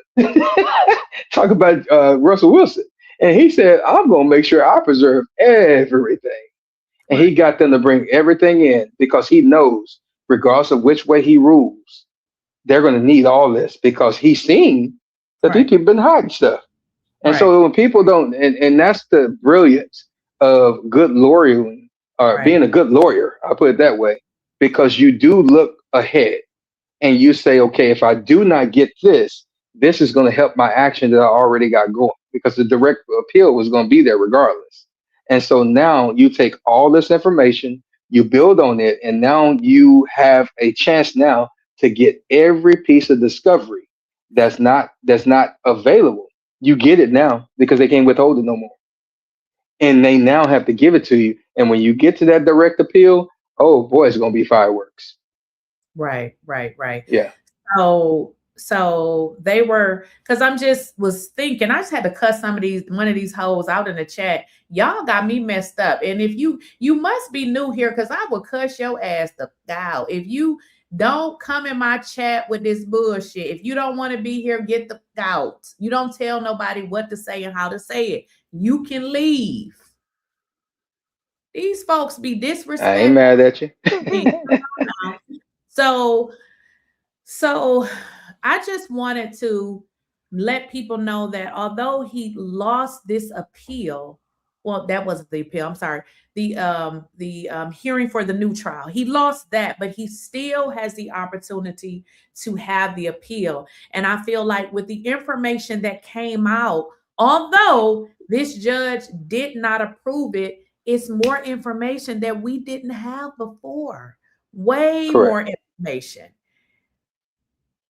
So, and I'm going to have the not guilty boys. Y'all got to make sure you guys come back tomorrow. We will be here tomorrow, and I'm going to have the not guilty boys, attorney Mike and Andrew. They're going to be here tomorrow, so they'll be able to get into a lot of the legal stuff. But I know you know too, Dwayne. So when this goes to the Court of Appeals, tell me how this works. Because I think a few things can happen. Can they dismiss this stuff? Like, what are his options when he gets to the appeals process? Because I just feel like they have done so much. I feel like they should not even have the opportunity to retry him based on what they have done. Yeah. On the appeals process, and that's the thing people understand.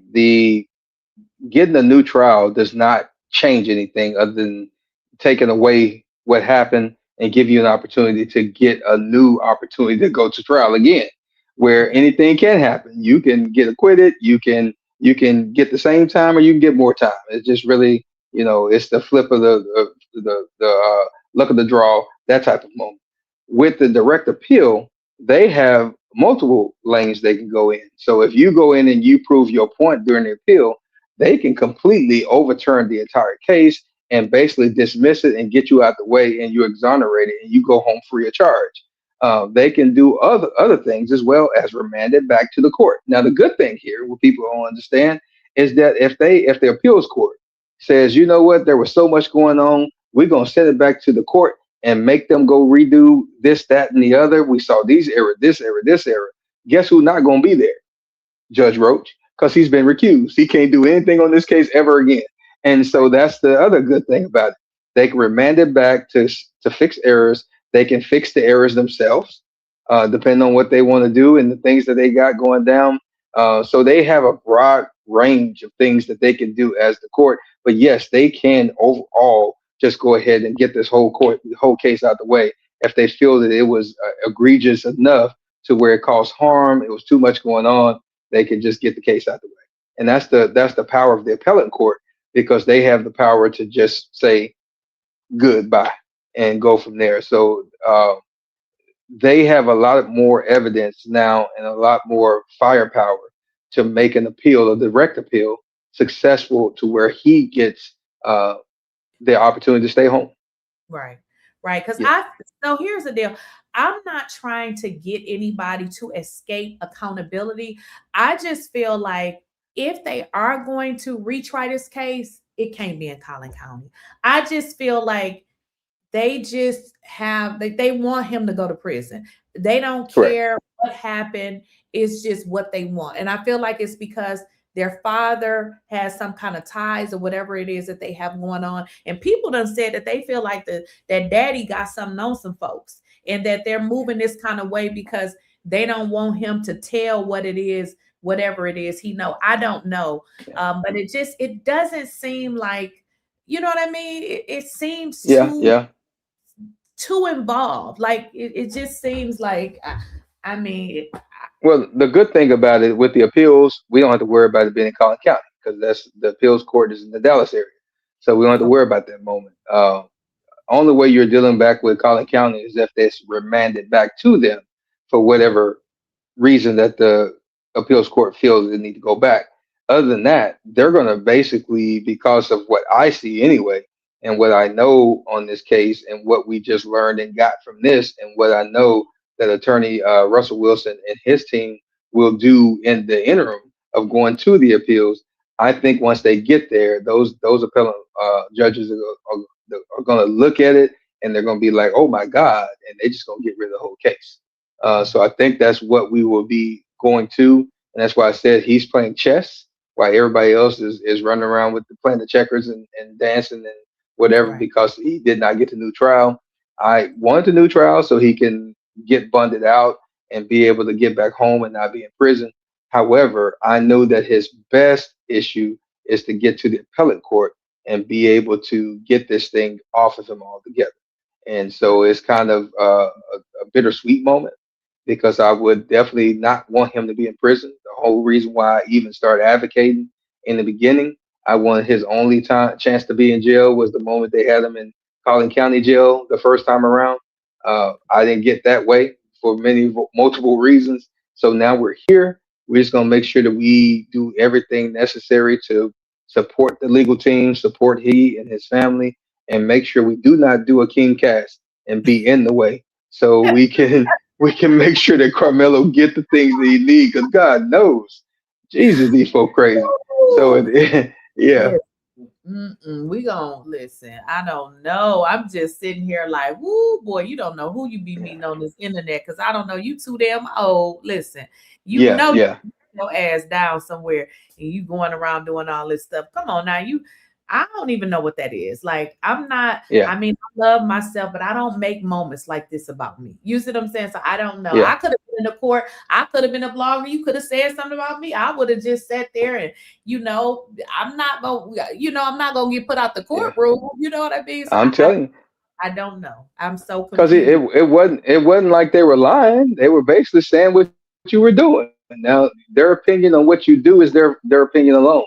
So Right. you did do all those said things that they said you did. Now them saying that you're a lawyer or not, that's conjecture. So it's depending on what time frame they were saying it, because you didn't have your license for a while. So maybe he didn't know your license was renewed. You should have had a conversation with him before you called the judge. So my Right. thing is, it's multiple things you can do to get a situation straight before you take the extreme to call the very person that's going to make the decision on the case that you're trying to support. It's like, what, dude? Stop! Don't do that no Right. more. Somebody Yeah, in the nobody is blaming King Cass. You probably are just coming in, so just rewind it and you'll understand what we said. But yeah, yeah. I do. And just for the record, King Cash is a good dude. King Cash is one of those. He's one of those dudes. He's comical. All those things. We just got to remember. Sometimes we have that uncle that, Right. regardless of what's going on, Right. you can't get that man to drive past 30. He gonna be at 30, even if the speed limit is 70. He gonna Right. still stay 30 because you're not about to harm his 69 Lincoln. Right. It ain't about to be harmed. And them hubcaps with them white walls are always gonna be clean. That's King Cash. So at the end of the day, he's a prideful man. He Right. is. He's a man of his principles and things he's got going on. And sometimes you have to protect those that are around you. And that's Right. the thing we had to do with King Cash. Make sure that we reel him in, reel him in. But sometimes you can't reel him in because he has other influences in his mind that he won't step away from.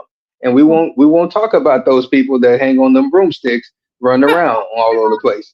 And so at the end of the day, that is his problem. And so when he learned to leave those people alone, then maybe he wouldn't make those type of decisions, because I'm pretty sure she was in his ear telling him to do that foolish stuff because she was there as well.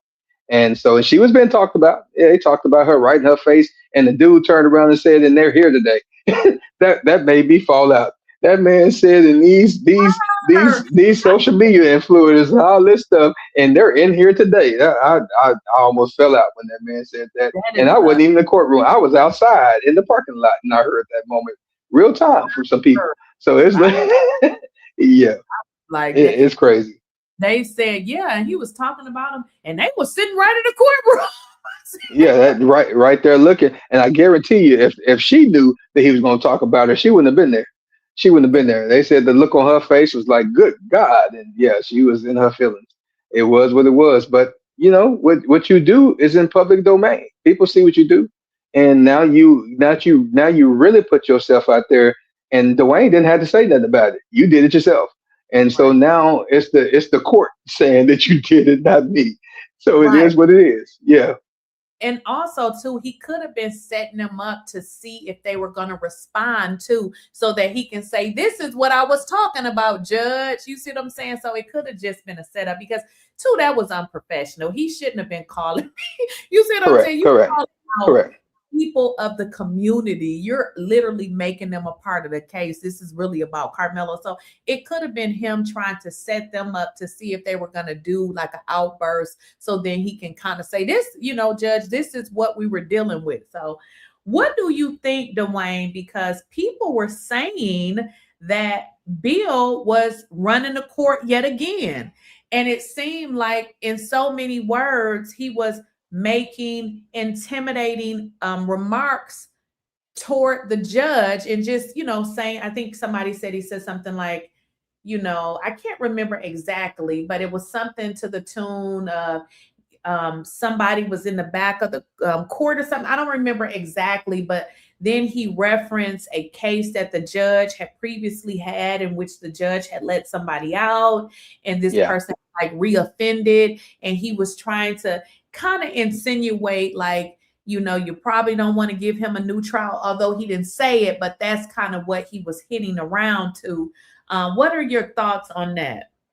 Well, he did just that. I think I spoke on a live that evening. Well, while I was going in real time, we were talking about that. And the case he's talking about happened in Kaufman, Texas, in Kaufman County, where he's from, where he was the judge. And he was actually the judge over the person that actually got out and did that. Now, the situation that happened, it was more of a domestic dispute that had been ongoing and long going. So it didn't matter whether that person was locked up or not, had never been locked up before. It was going to get where it was because their minds were bad. All of the DA that of the person that was the officer or whatever he was that lost his life. the lady that was involved. This person did what they did, and they were going to do it regardless. And so that judge, Bill Worski, actually, I think, was in that office as well, or dealing with that situation as well. So they all knew about it. And I think what he did, he was basically telling the judge that you need to understand that we understand where you come from and what's going on with you, and remember of this moment. And he was talking about, now he was saying that these were cases that had heightened security levels to where they had to do heightened security things. And he said the one that stood out in his mind that was greater than all the other ones was this one in Kaufman, Texas. Now, the other case that he talked about was the Texas Seven. And what the Texas Seven was, those are a group of individuals that escaped from prison. And they ran ruckshaw over Texas, and they were shooting up stuff and robbing stuff, and ended up on the freeway having a shootout with cops. And that's why they call them the Texas Seven. Them people did all kind of craziness. And that case and that trial was weird, and it was a lot. That was probably the one that would be more so the one that he should have remembered. He mentioned it first, but he went and came back to the one that hit the home for this retired judge that's sitting at home and probably thinking about that moment because he was from that community. And I'm pretty sure he knew that individual. And so now you play to his emotions. Now you got the judge thinking, and you kept on saying that Karmelo was heinous and that he was this because he was at 6 and 7 years old getting in trouble at school. So God knows we can't have that dude that's now 20 years old running the streets. We can't do that because at 6 and 7, he was telling the teacher no. He couldn't keep his hands to himself at 6 and 7. So you were telling the judge this and pull on his purse strings, and then all of a sudden you have 𝐾𝐶 to actually acerbate that these people are unhinged. And when I say these people, I'm talking about black folk like us, because 𝐾𝐶 is black. He knew he was black because he saw him in the courtroom as being black. So at the end, so all these things work to the emotional side. And that's why I said that man was on the side of Karmelo until he got to Friday, because Friday was the time that they had all these things add up. And just by circumstance and happenstance, 𝐾𝐶 called. And you're going to tell the judge that, hey, this is 𝐾𝐶, and I know you're going to hang up on me because this is ex parte because the Bill Worski is not here. Dog, what? Just for what? And you did it, and you went on this long dissertation. So are you working with that side, or are you supposed to be on this side? Questions began to wonder and be asked because that was suspect. And you now did the exact same thing that all of them were saying that Sarah was doing. Because we all know what she been doing all this time. And she been doing some stupid stuff that has affected this case as well. But she wasn't there doing it. Nobody got no video of her calling. If she called, we don't know about it because she didn't film herself. And so these are the things that harm the legacy of this situation. And the legacy of this situation is the freedom of Karmelo. And that is the thing that stood out the worst to me about that moment, because Bill Worski knew I don't have a case. He knew that this legal team over here didn't beat me. So I'm for the now go over here and I'm gonna play to his purse strings, and I'm gonna tell him about this Kaufman County moment, and I'm gonna hark on it, and I'm gonna stay on it. So now he got to go back and think, do I want to be party to letting this young man out? Because he knew if he give him a new trial, Karmelo gonna get bond. He knew that. That means you're gonna come away and you're in TDCJ. You're in Texas Department of Criminal Justice's custody. You're a ward of the state right now. And if I give you this new trial, which I know I should, I'll be letting you out. And if something happens, then now I got the second Kaufman County situation on my hand and on my conscience. They played that old man. They played him. And there was many people visited that court. They probably shouldn't have visited that court. And I'll leave it that until I get my proof, and I'm gonna talk about it. But they were there, and they came, and they left. And that means they were coming to make sure and do the things they got to do. Why wasn't Greg Willis, the DA of Collin County, why wasn't he the one in there speaking and upholding and protecting the integrity of his office? Why it had to be Bill Worski? Greg Willis wasn't there? He wasn't the one. No, he wasn't the one talking. He should have been the one up there. And when Bill Worski said that he wanted to testify, he should have been the one over there asking the questions. This is your office. Right. Right. Where were you? Why you wasn't there? I bet you were there when the motor pools pulled up. Right. Let's just leave that there. So it is what it is. So yeah, it's a moment to where uh, they set that up to get that judge off of where they knew he would be. And as someone put in the comments, I want to just go ahead and say that uh, it was a moment that Jeff Metcalf and a lot of those influencers on that side, they knew already by their actions and their words and what they were saying last night of the ruling. I knew what the ruling was going to be last night by their actions. I didn't even Yeah. check none of the social media posts until last night after I got the shower. And they You are all were speaking as of if this was the verdict. And we did not even know. I even spoke to a media member and they were like, well, we don't have nothing. He said, but why are all these people acting like they got a verdict already? I said, well, because they probably know. Yeah, they did. they were saying that the Jeff says, well, when it comes back denied, I don't know his exact words, but Hmm. essentially it's going to be denied. So make sure y'all get out there March tomorrow because it will be denied. Yeah, and he did the same thing last year, um, right before the indictment. Remember, it was 3 weeks. The grand jury had it. They just kept putting it aside. They were like, "This ain't no case. We ain't gonna deal with it." And Greg Willis came out and said that he had to basically walk the indictment. I mean, the information in, and he gave a dissertation to them, a summarize. He said, "I summarized the situation." And I got an indictment. Remember before that, Sarah Fields and Jeff Metcalf both said that there would be an indictment next week. Now, indictments and grand juries are secret. Right. The family of the victim or the people of the party, the issue, should never know what's going on until after the fact. Nobody Right. should know but the attorneys and the people in the grand jury. But Sarah Fields and also Jeff Metcalf both stated emphatically that there would be an indictment next week. And lo and behold, there was an indictment that next week. Mm-hmm. That's what they did. And so the same thing they did here. They knew when that man clearly said that I'm going to make my ruling tomorrow, nobody should have already in their mind of which way this was going to go. And Exactly. they clearly said last night, and it was like 8 or 9 of them that I listened to, and I just shook my head.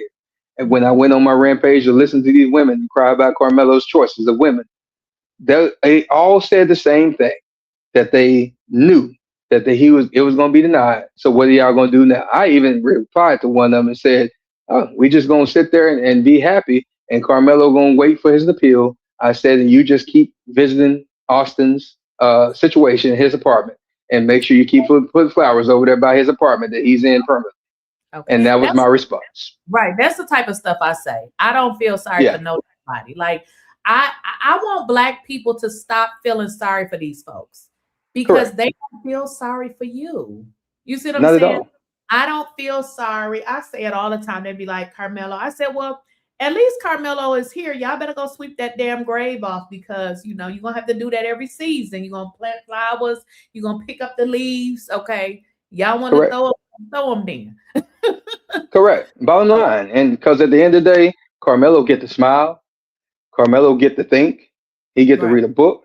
He get to watch TV. He get to Right. eat. He can do all the things he want to do. And guess what else he get to do? He get to come home when this direct appeal is approved. Right. Austin ain't gonna never be able to do that because he didn't learn how to keep his hands to himself. And we Right. know that for a fact. Well, y'all know it for a fact now because they now put all 20 pages out in the case file. And when people get copies of them, they'll show you. But we Right. have the dissertation of it, and they never learn how to keep their hands to themselves. They never learn what that no means no. They never learned that because they daddy don't know it.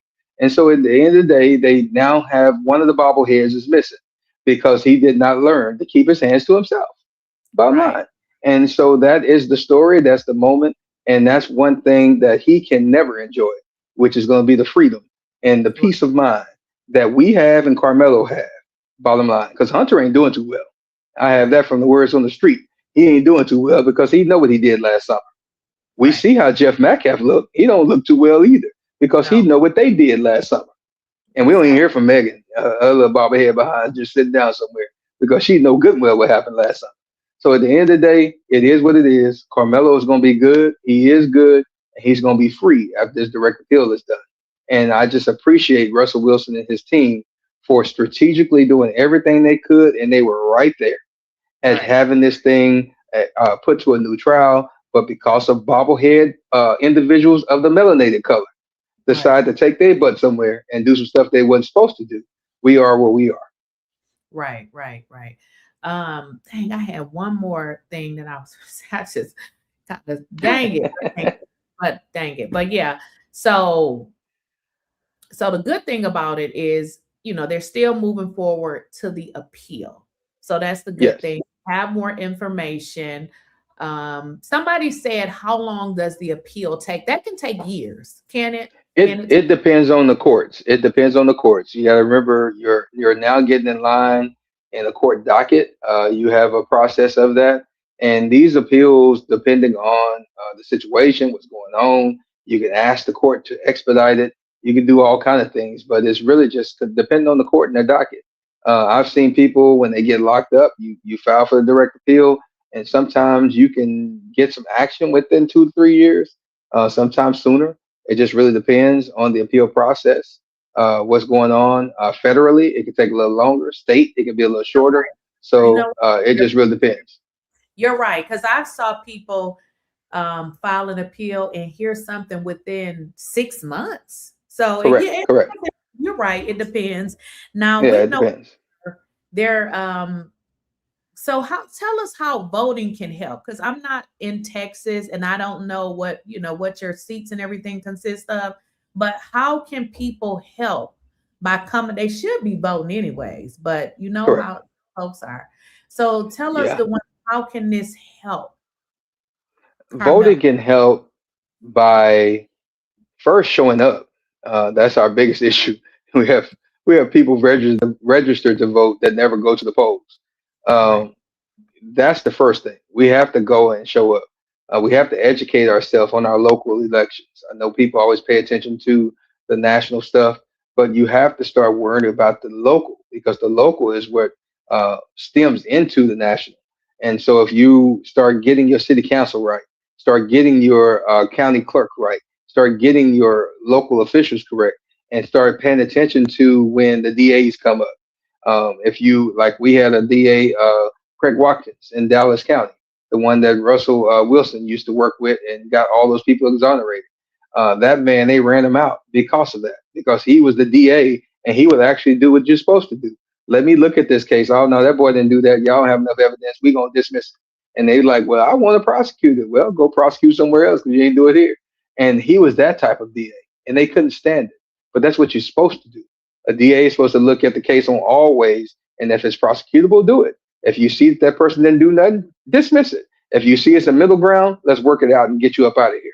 That's what no nonsense, correct litigation is supposed to look like. So we need to start making sure that we vote for the judges, because your judge, if you voting for him, you won't have a Judge Roach, because you'll put somebody in there with some common sense. And so we have to be able to start doing our homework and start looking at those things. You do that with your artists, you do it with your clothes, you do it with your colognes, you do it with your bath soap.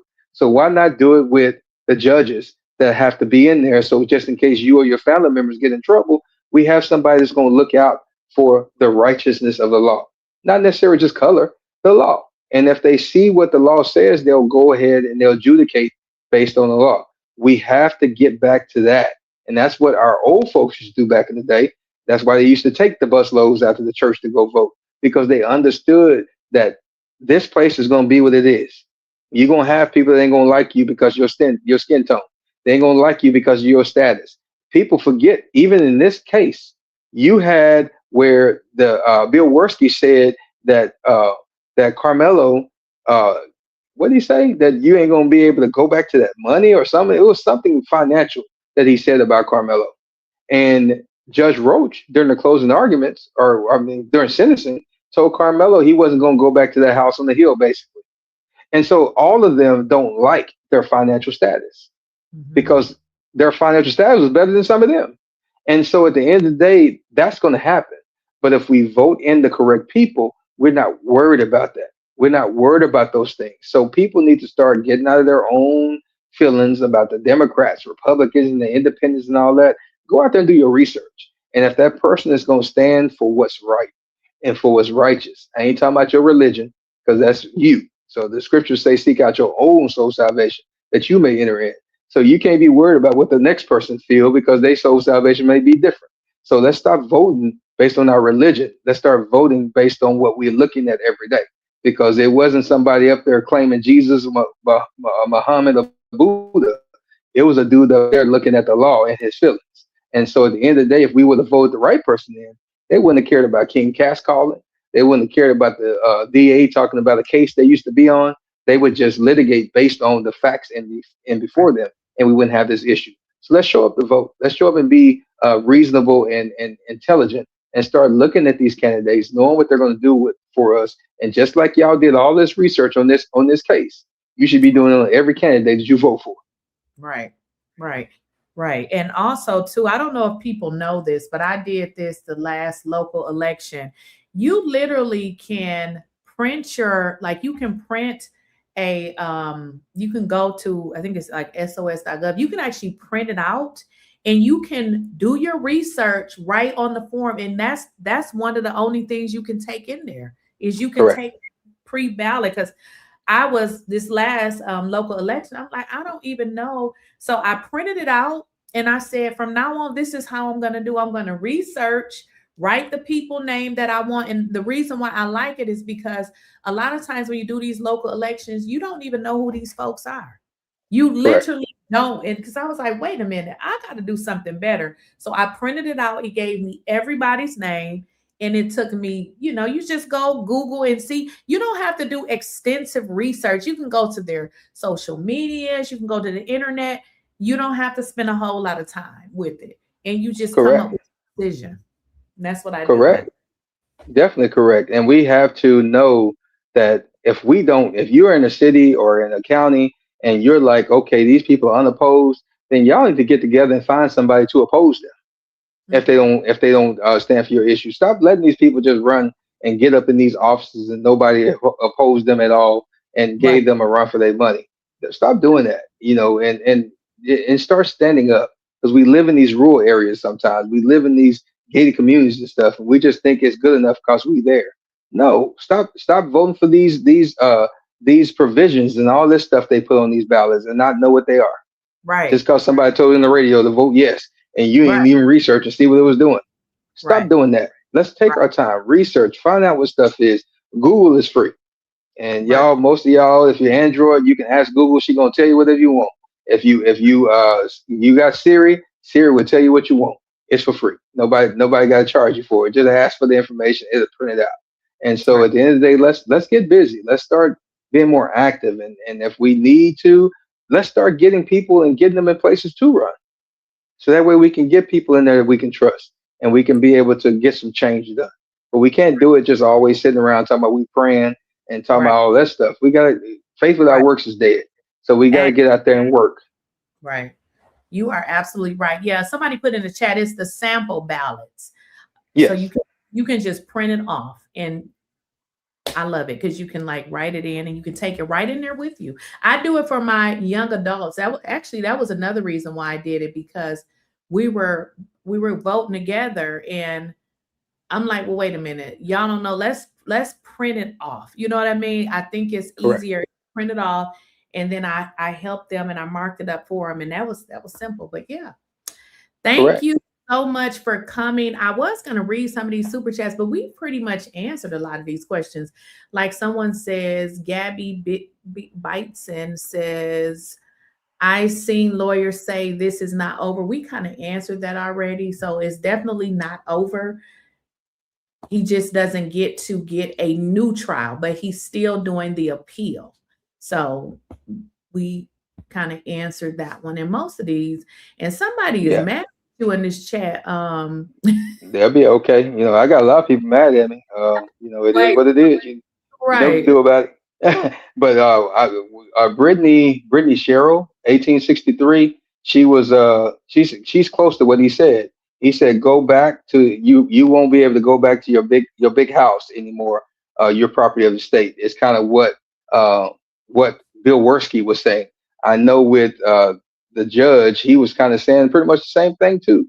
They both were in that moment to where you're not going to be able to go in your privileged moment, your Right. privileged family, your privileged moment that you got going down. And so for them to say that when you're getting sentenced, it shouldn't even be about that. It's about you doing your time.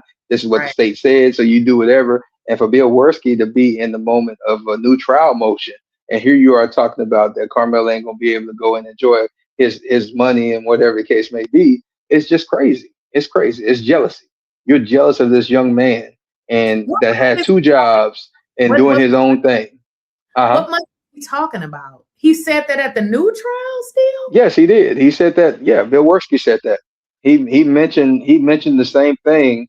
And like I said, a lot of this is carbon copy, and it's almost a playbook they're using because again, Judge Roach used it in the sentencing, and now he's using it in this moment as well. And it's both they were both talking about basically the same thing she's saying here, which is the brief synopsis. You ain't gonna be able to go back to your rich pie in the sky. You gonna go back to jail, and that's all it is.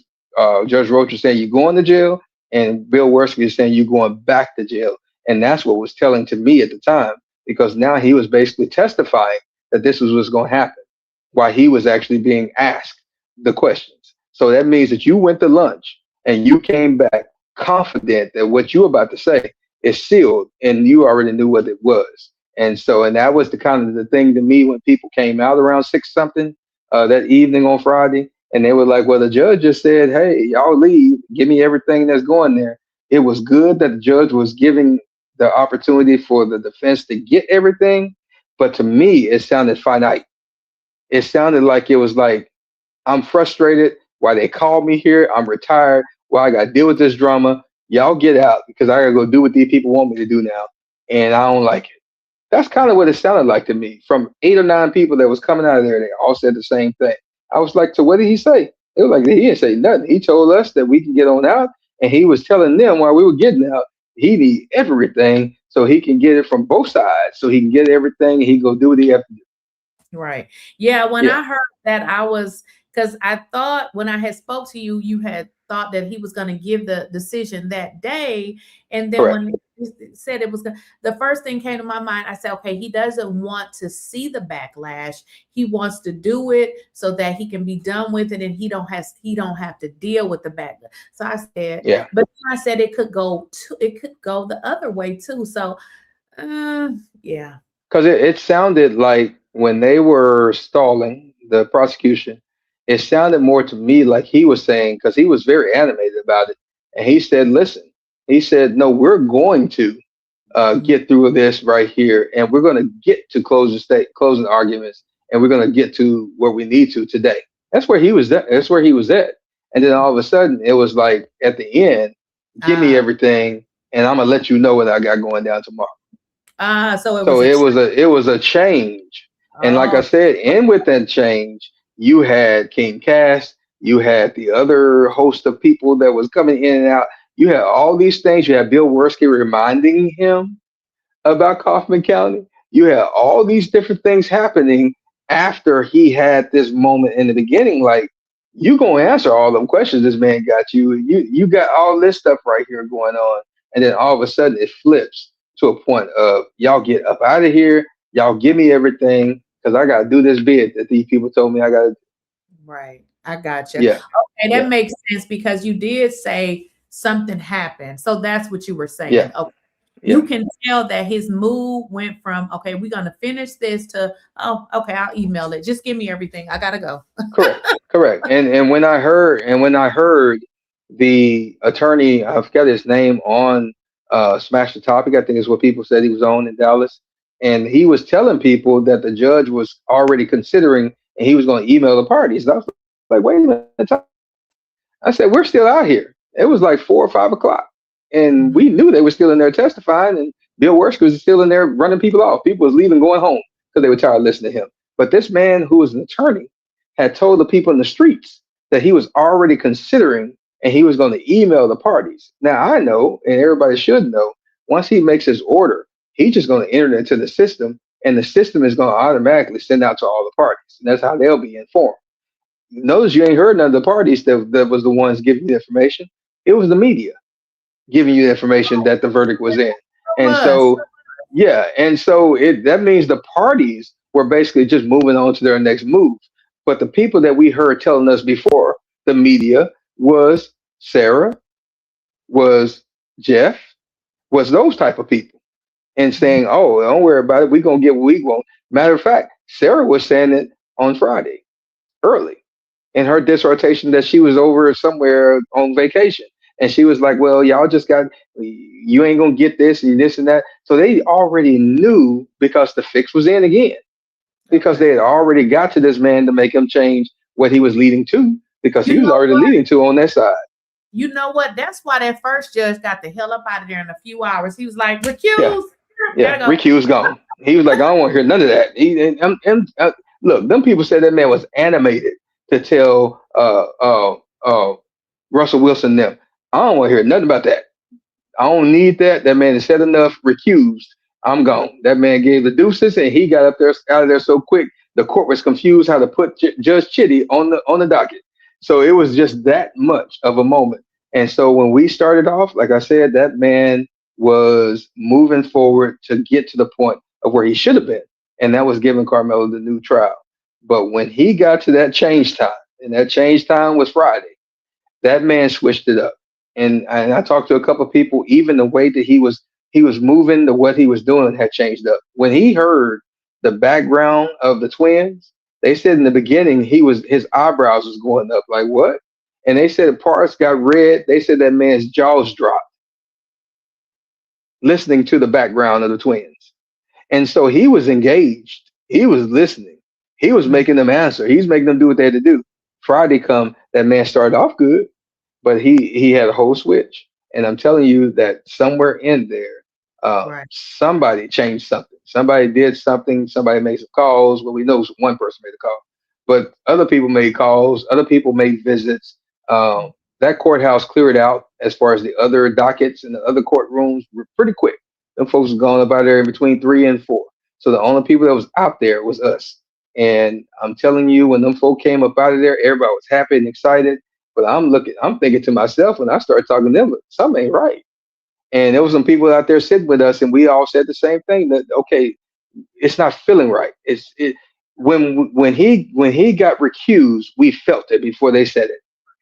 I'm just gonna tell you that sitting out there, we felt it when I saw the report come from JD Miles, because where I got it from of CBS 11 News in Dallas. I went and told everybody, and everybody was screaming and hollering. We was online. You felt it before. In this moment, when we was sitting out there, you felt the finite moment on the other side. Is what I felt on Friday. And people kept asking me, what do you think? What do you think? I don't know. I'll let you know. He said he'll let us know tomorrow. And I just left it at that and I went on because we felt it. And then as I went that night to go check before I went to bed, you heard it. I saw the messages from the moment with Jeff sending to Dominique Alexander. I saw that. I saw them people saying all those different things, and I was like, okay, yeah, this sounds like back with the verdict with the trial itself, because you could feel it. Right. And so that's just kind of where we were and where we are. Gotcha. Okay. Yeah, yeah, yeah. I agree. Because I happened to be looking at my phone and I was like, wait a minute, he already recused. It happened quick. Like Yeah, quick. I'm like, wait a minute. That was quick. That judge got in and out. He was gone, like in and yeah, out. Yeah, and I can say too, I think I started to kind of like be like, I don't know how this is gonna go because it seemed like it was going too long about stuff that really had nothing to do with the reason that they were asking for the new trial. You know what I mean? It just seemed like hmm they needed to show how they covered the sort of the what was it the Waller findings. yeah. The Waller findings. Yeah, If you can't provide proof as to you did it, then you didn't do it. And that was all they were talking about. So it was easy to me to understand, but I was like, I don't understand. Like, what are they talking about? Like, they're talking about yeah, this and that. And it just seems too all over the place, especially that he had to make a ruling by Monday at the very latest. So I yeah, just didn't get it. But yeah. I hear you. But yeah, that's gonna be a good live tomorrow. I'm gonna definitely tune in. All right. because those guys are excellent. So I definitely tune in so I can hear that. All right. Well, thank you, Dwayne. But make sure you come back when you find out that other information that you were talking about. Most definitely, you're definitely welcome. I definitely will. All right. See you later. All right, most definitely. I'll talk to you guys later. Take care. Bye bye. All right, guys. I pretty much let me just look at some of you guys' super chats. Now, Milton Brewer, I didn't read yours because it looked like you was going in a little bit, so I didn't even read that. But let me go back. We got Gabby, we read yours. And Milton Brewer, you said never been justice. It's always been about getting free labor. We were equal before British ran out of laborers. Then they invented YT and black only. YTs can be citizens, make us slaves, and trick poor YT. Okay.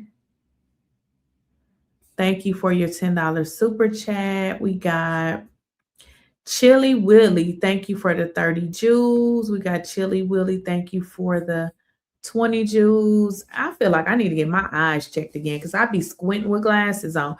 Chili Willie, thank you for the 30 Jews. Y'all make sure y'all tune in tomorrow. We're going to start at about 2:30, 2:45, and they'll be on at 3 o'clock. So make sure you guys join. We have lawyers, the Not Guilty Boys. They'll be here tomorrow.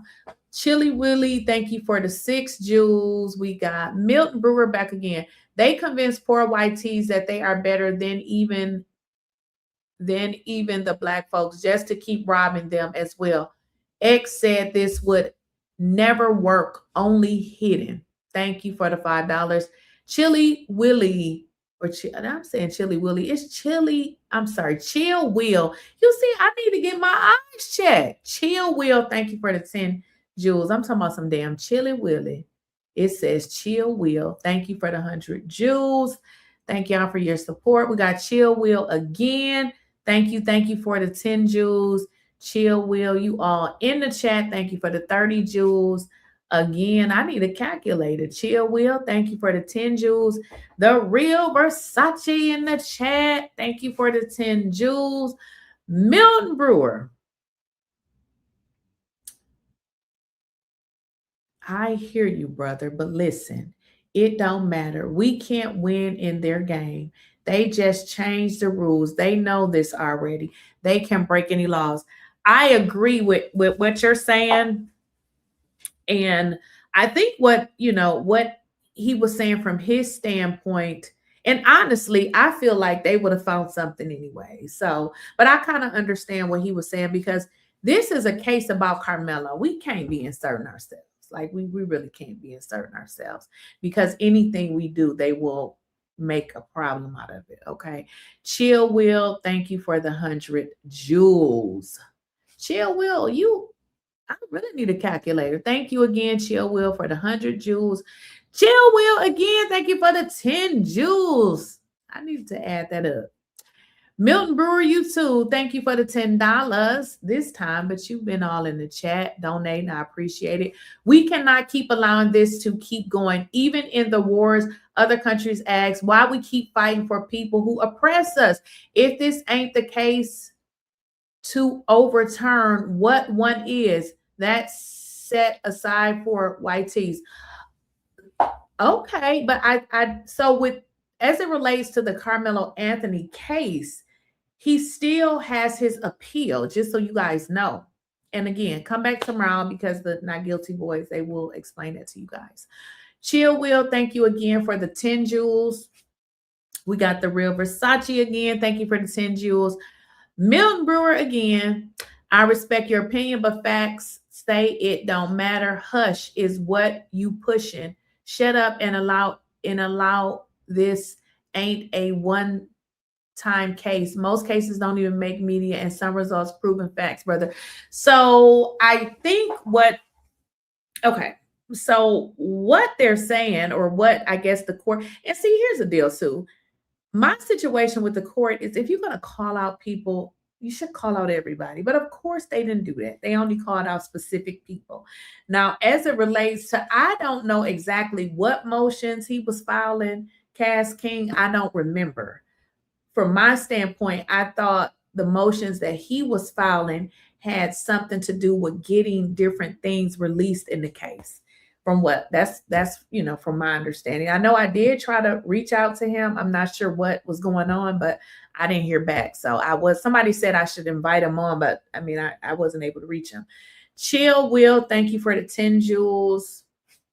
We got Angelia Hightower. Thank you for the 10 jewels. And Chill Will again in the chat. Thank you for 10 jewels. Thank you again for the 30 jewels, Chill Will. Again for another 30 jewels, Chill Will. Thank you, thank you, thank you. Milton Brewer. All this faith, but no works. Begging for something for 400 years is unacceptable. We owe our ancestors the works right now while we are now capable. I agree. I'm right with you. Milton Brewer, again, thank you for the $5. No, we need to bring out the pause, not the pause. We need our own system. Only way. Native can have their own. Is it Native? Native can have their own. We can too. We have the data and still trying to make sense. Thank you for the $5. Erica Hayden, thank you for the $2 super chat. Nisi, you should get Chris King point of view. Like I said, I tried. I don't. I did try, but anywho. Milton Brewer, Dwayne, you must go read more about the history before America's independence, and why they even fought for independence. Then you won't have these views. So let me kind of tell y'all something. So I didn't read this while he was there, because when I invite people on, I don't mind you asking questions, but just ask them in a way that it at least seems to be, a little, you got to be respectable with your questions. Okay. So when I invite people on, of course, ask them questions, but you can't be saying, Dwayne, you must go read more about the history. What's wrong with you? But thank you for the $5. I appreciate it. Nisi, he's not the scapegoat for their decision. Come on. So I agree. But unfortunately, you know how it has always been for us. Whenever we do anything, they will always blame. Okay. So of course he's not the scapegoat for their decisions, because people of the community can, do whatever it is that they do. And it shouldn't be his fault, because you all didn't legally close the court. But the explanation and what Dwayne was saying is, because it happened, now they're going to use that. So of course he shouldn't be the scapegoat, but that's what they do. Cynthia, let's see what was he filing? I'm so confused. Cass King, this is not about you. So the last thing he filed was a cease and desist. So, since I guess his name was mentioned, he filed a cease and desist. Good question, Cynthia, because again, I was under the assumption that what he was filing was to get documentation that they had concealed from the public. Good question. I will have to go through my emails. I'm sure he did send me some stuff. Maybe I just didn't read it like that, or assume that whatever it was, but I may have some stuff in my email. I have to go back and look. Good question. Miss Odie, great show. Thank you for the $5. Milton Brewer, thank you again for the $2.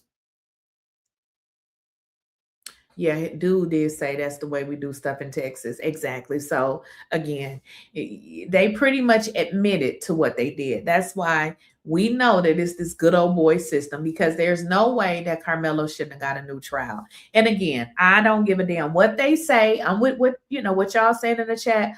I feel like blaming content creators for being nosy or filing whatever documents. How the hell you blame Karmelo for that? Karmelo don't even know who the hell King Cass is. He don't know who Tiffany. He don't know these folks. But that's what they do. Yes, he said this is what we do in Texas. Okay. What else y'all saying? Milton Brewer. Right, Keisha, it's the same play when they have no facts, then they play on feelings. Yeah, so I mean, I feel like, again, they're going to find anything they can to say, oh, we did it for that reason. But I just want y'all to understand, Karmelo did not get the new trial.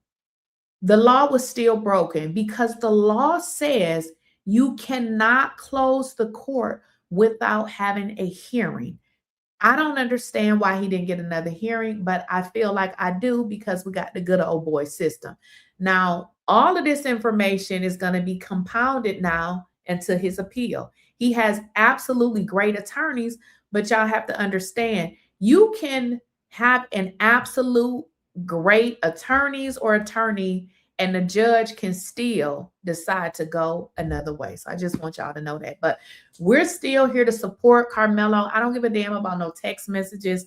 And Lord forbid, people running around here making videos talking about Karmelo did stuff when he was 7 years old. You have to be really ignorant, and you need to get your damn head examined. And if you a woman on here talking about Karmelo didn't like black women, that's his choice. He didn't like your old ass anyway. So I don't understand why grown ass women run around talking about Karmelo didn't like black women. Are you okay?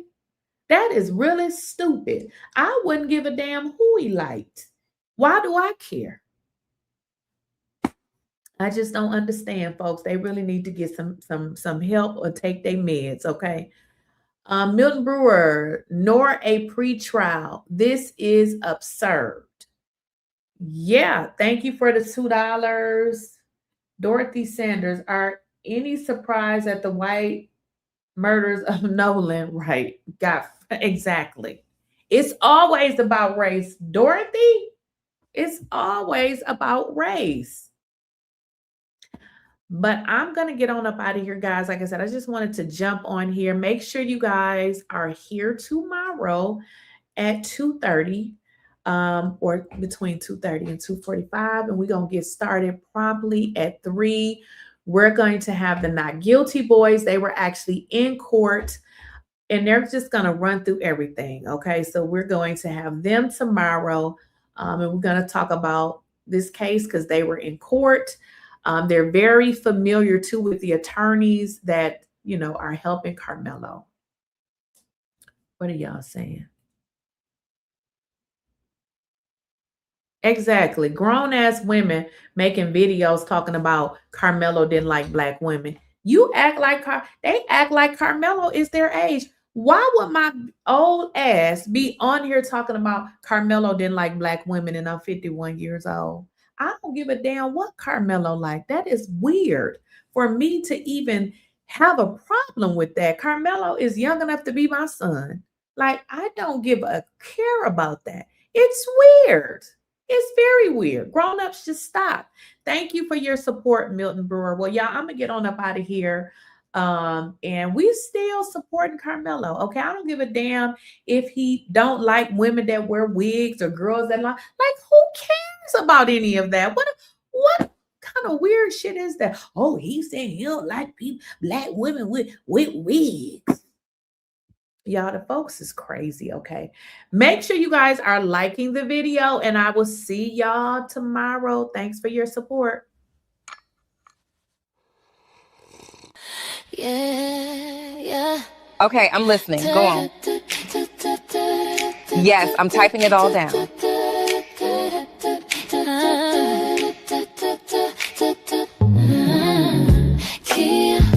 Kia, clear, spilling tea.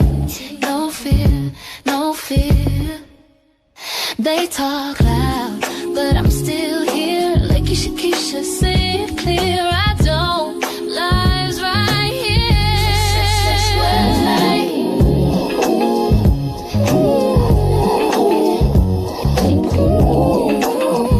Spilling tea, no fear. I'm still here. Da da da da da da da da da da da da.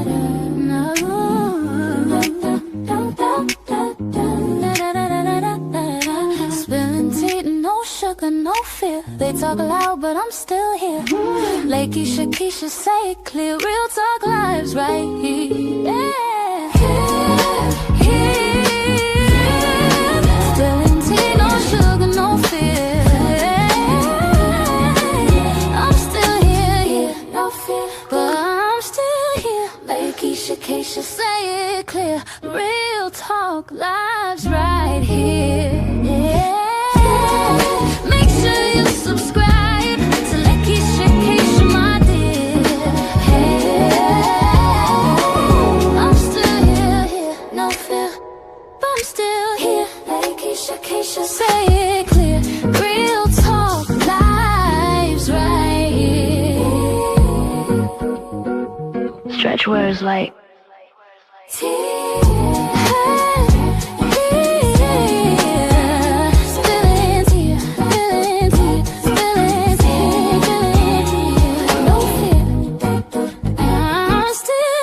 Spilling tea, no sugar, no fear. Make sure you subscribe to the Lakeysha Keysha channel.